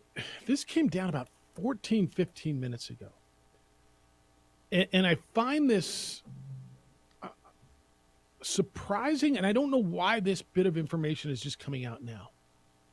So you remember Matt Araiza, the San Diego State punter? What was the nickname? He had some kind of cool, crazy punter nickname, didn't he? When he got drafted by the Bills? Anyway. The punter with the bionic leg, essentially, that was guy that was drafted by the Buffalo Bills. And they remember he was cut because there was a lawsuit, a civil suit that accused him of taking part in a gang rape of a 17-year-old off campus in San Diego. And so he got cut.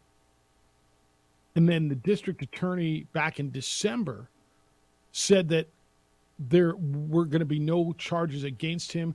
And there was some reason, there's a report this morning. CBS has this report. Who did it? It's Jordan DeJohnny. There's one piece of the information from that meeting that was notable. And this was December. The DA's office concluded that Araiza left the home an hour before evidence suggested the alleged gang rape would have occurred. Quote from the deputy district attorney. He wasn't even at the party anymore. All I know is at that point, suspect Araiza is gone from the party, end quote. did that not come out then? And how did Matt Araiza not get another job? I mean, if it was cleared criminally from all of this and it wasn't even at the party, do you find this really odd that this is just coming out now? No. Really? It was a recent release transcript. Okay. It was in December the DA announced that there would be no charges. The DA's office, quote, ultimately prosecutors determined it's clear the evidence does not support the filing of criminal charges. There is no path to the potential criminal conviction. Prosecutors can only file charges when they ethically believe they can be proven beyond a reasonable doubt, end quote. Is he getting another shot? Or is he, I mean, is just because his name's been attached to this? I mean, like I said, when this came down, man, you started reading, and it was a graphic report, wasn't it? Like it made you want to puke. Now, whoever was in there, and Araiza was one of 3 men named in this lawsuit. A couple of his other teammates were in there as well. The girl claimed that she may have been raped by as many as 20 men. Like what on earth? This one made you sick. And because his name was attached to it, you're like, holy bleep. Like he can't play. He can't be in this league. But if it's true now, and this is evidently what's been proven, that he wasn't even there, does his name get cleared? Does he get a shot now? Do you want him on your team? He should get a shot because this is what's supposed to happen. Right? There's an investigation. If you are found not guilty, you should get another opportunity to even play in the NFL because you were not guilty. And this isn't one of, off because of technicality of this. They're saying he wasn't there. Yeah. This wasn't, we missed the filing date and so he's clean. No. I mean, it flat out says dude was not there.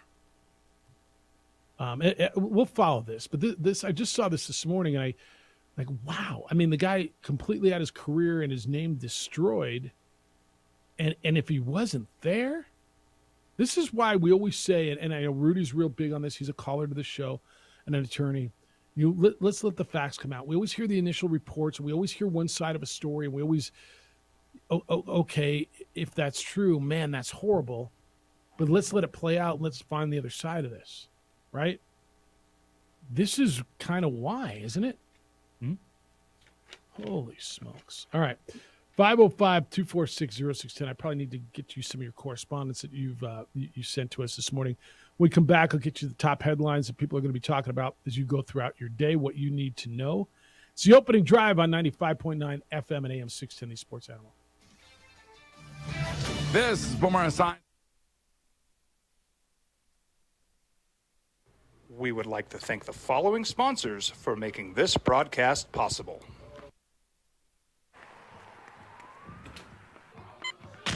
These are more than just the sounds of a safe place to go after school.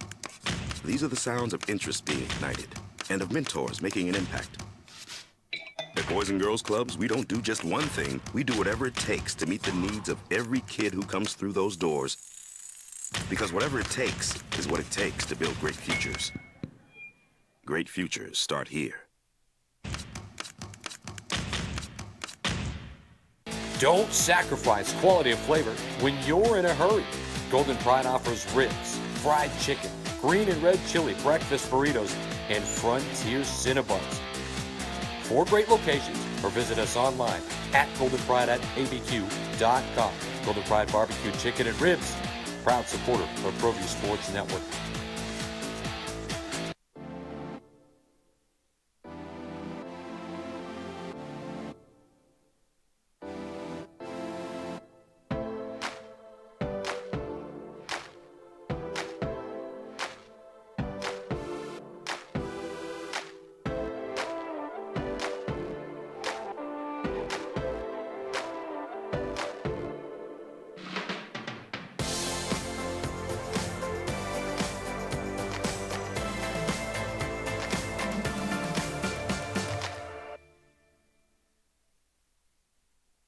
We would like to thank the following sponsors for making this broadcast possible. For your business or your home, Valley Fence stands alone. We're number 1 in New Mexico for a reason. It's the best fence you can own.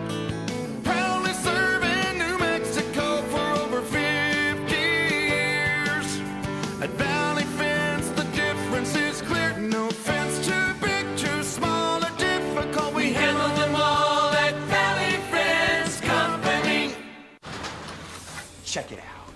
is it? It's a time machine, bro. I could jump into the future, get my paycheck early. I already get my paycheck early at US Eagle. Get your paycheck up to 2 days early with US Eagle Early Payday. Now's a great time to have your checking with US Eagle. Time machine. Your girlfriend breaks up with you in 22 hours, 53 minutes. Wait, what? Seth?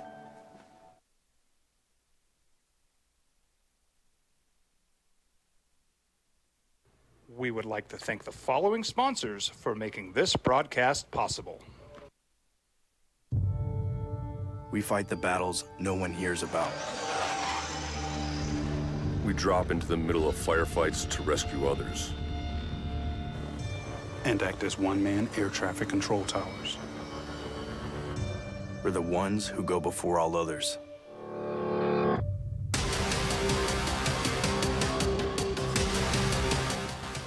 U.S. Air Force Special Warfare are proud supporters of ProView Sports.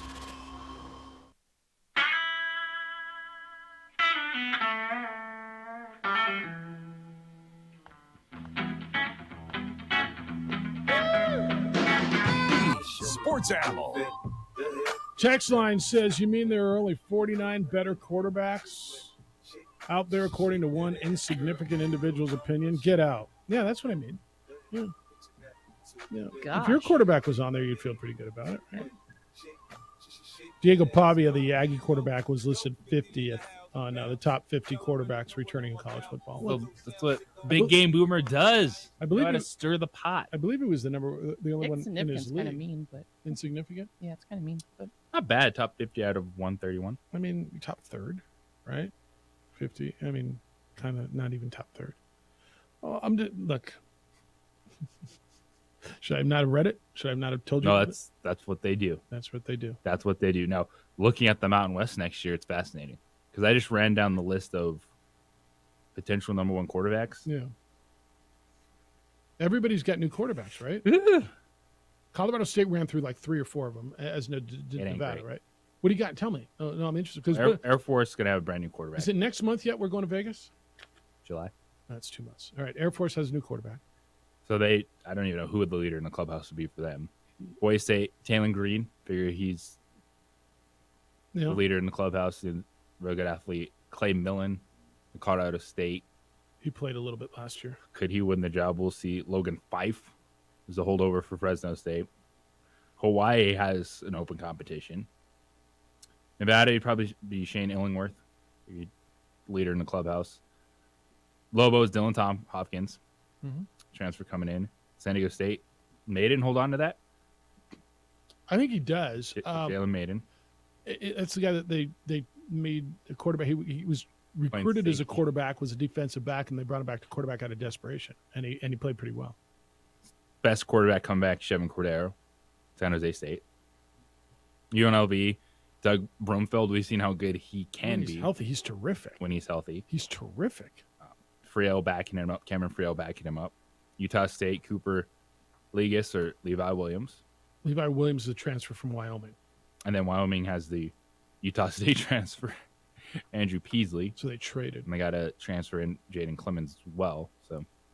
So I mean, wide open. Would you say Boise State, San Jose State, and I'm going to tell you UNLV, if Brumfeld's healthy, the best 3? And then New Mexico's in a good position quarterback-wise, you would say, with the guy who's coming in, who's transferred, who's won at a not the highest level, but won at a comparable level. Experience. Won a bowl game. Who's got experience? Who's knows the offense. I mean, there's a lot worse situations out there than what UNM's got, right?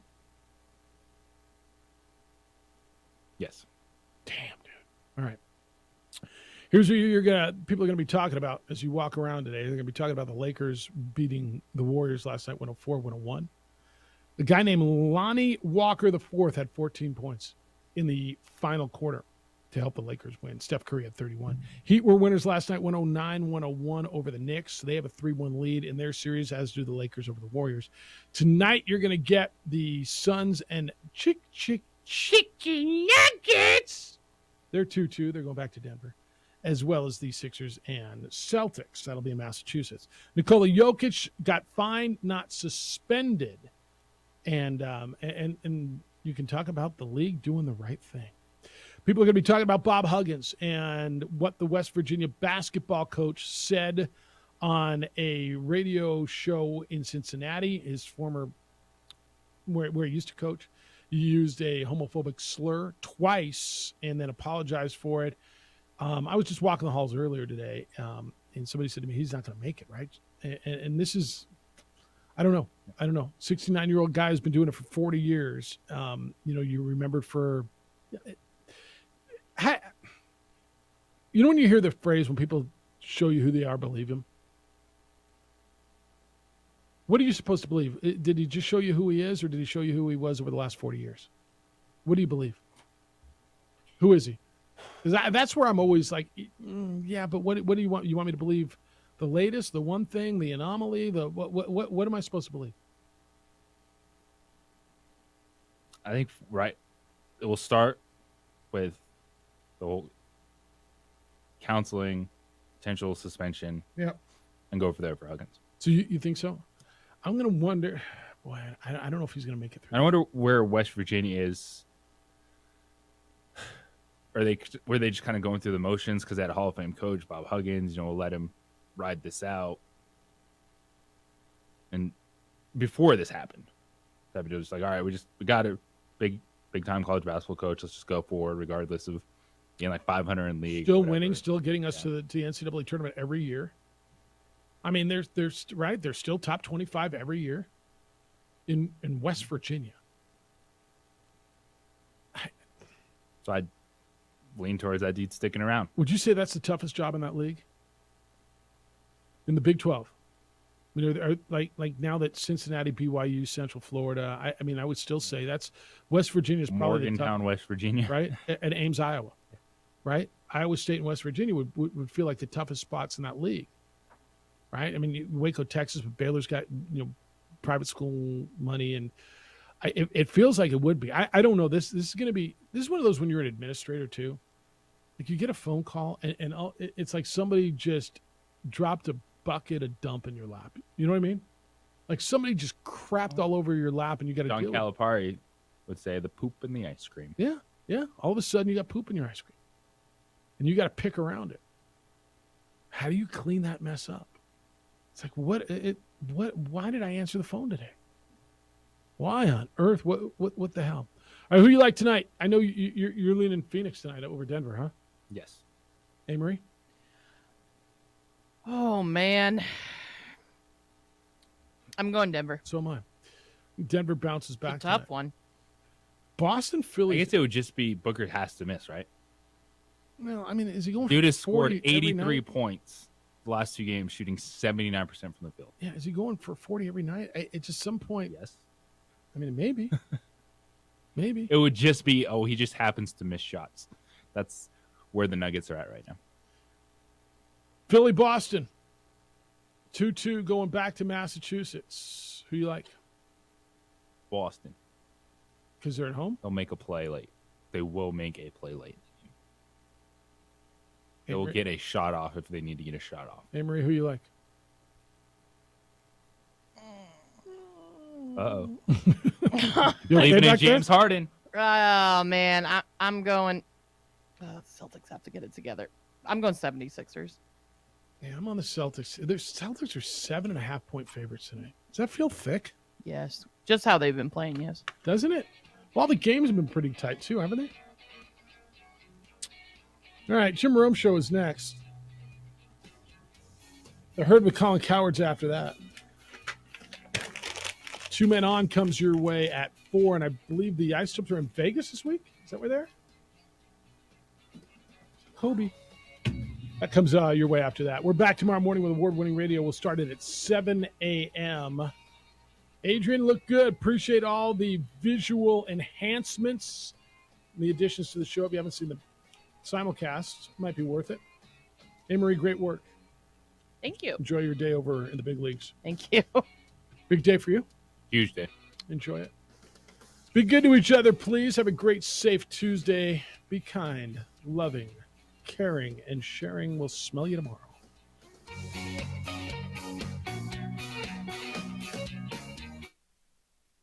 We would like to thank the following sponsors for making this broadcast possible.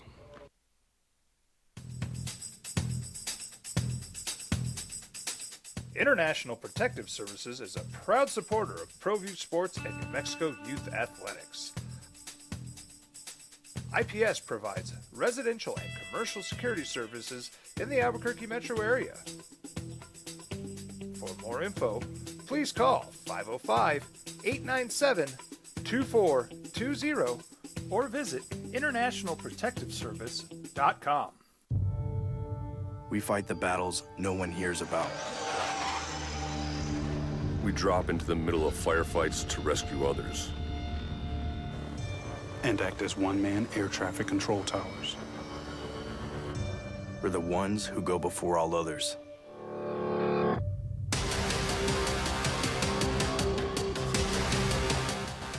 U.S. Air Force Special Warfare are proud supporters of ProView Sports. Check it out. What is it? It's a time machine, bro. I could jump into the future, get my paycheck early. I already get my paycheck early at US Eagle. Get your paycheck up to 2 days early with US Eagle Early Payday. Now's a great time to have your checking with US Eagle. Time machine. Your girlfriend breaks up with you in 22 hours, 53 minutes. Wait, what? Seth? Hi everyone, my name is Master Sergeant Jacob Groves. I am a Air Force Special Warfare Pararescueman. Air Force Special Warfare are proud supporters of ProView Network and New Mexico Youth Sports. Air Force Special Warfare operators are critical thinkers. They maintain a high level of fitness, they take initiative, and they don't quit. For more information on Air Force Special Warfare, contact me at the number listed below.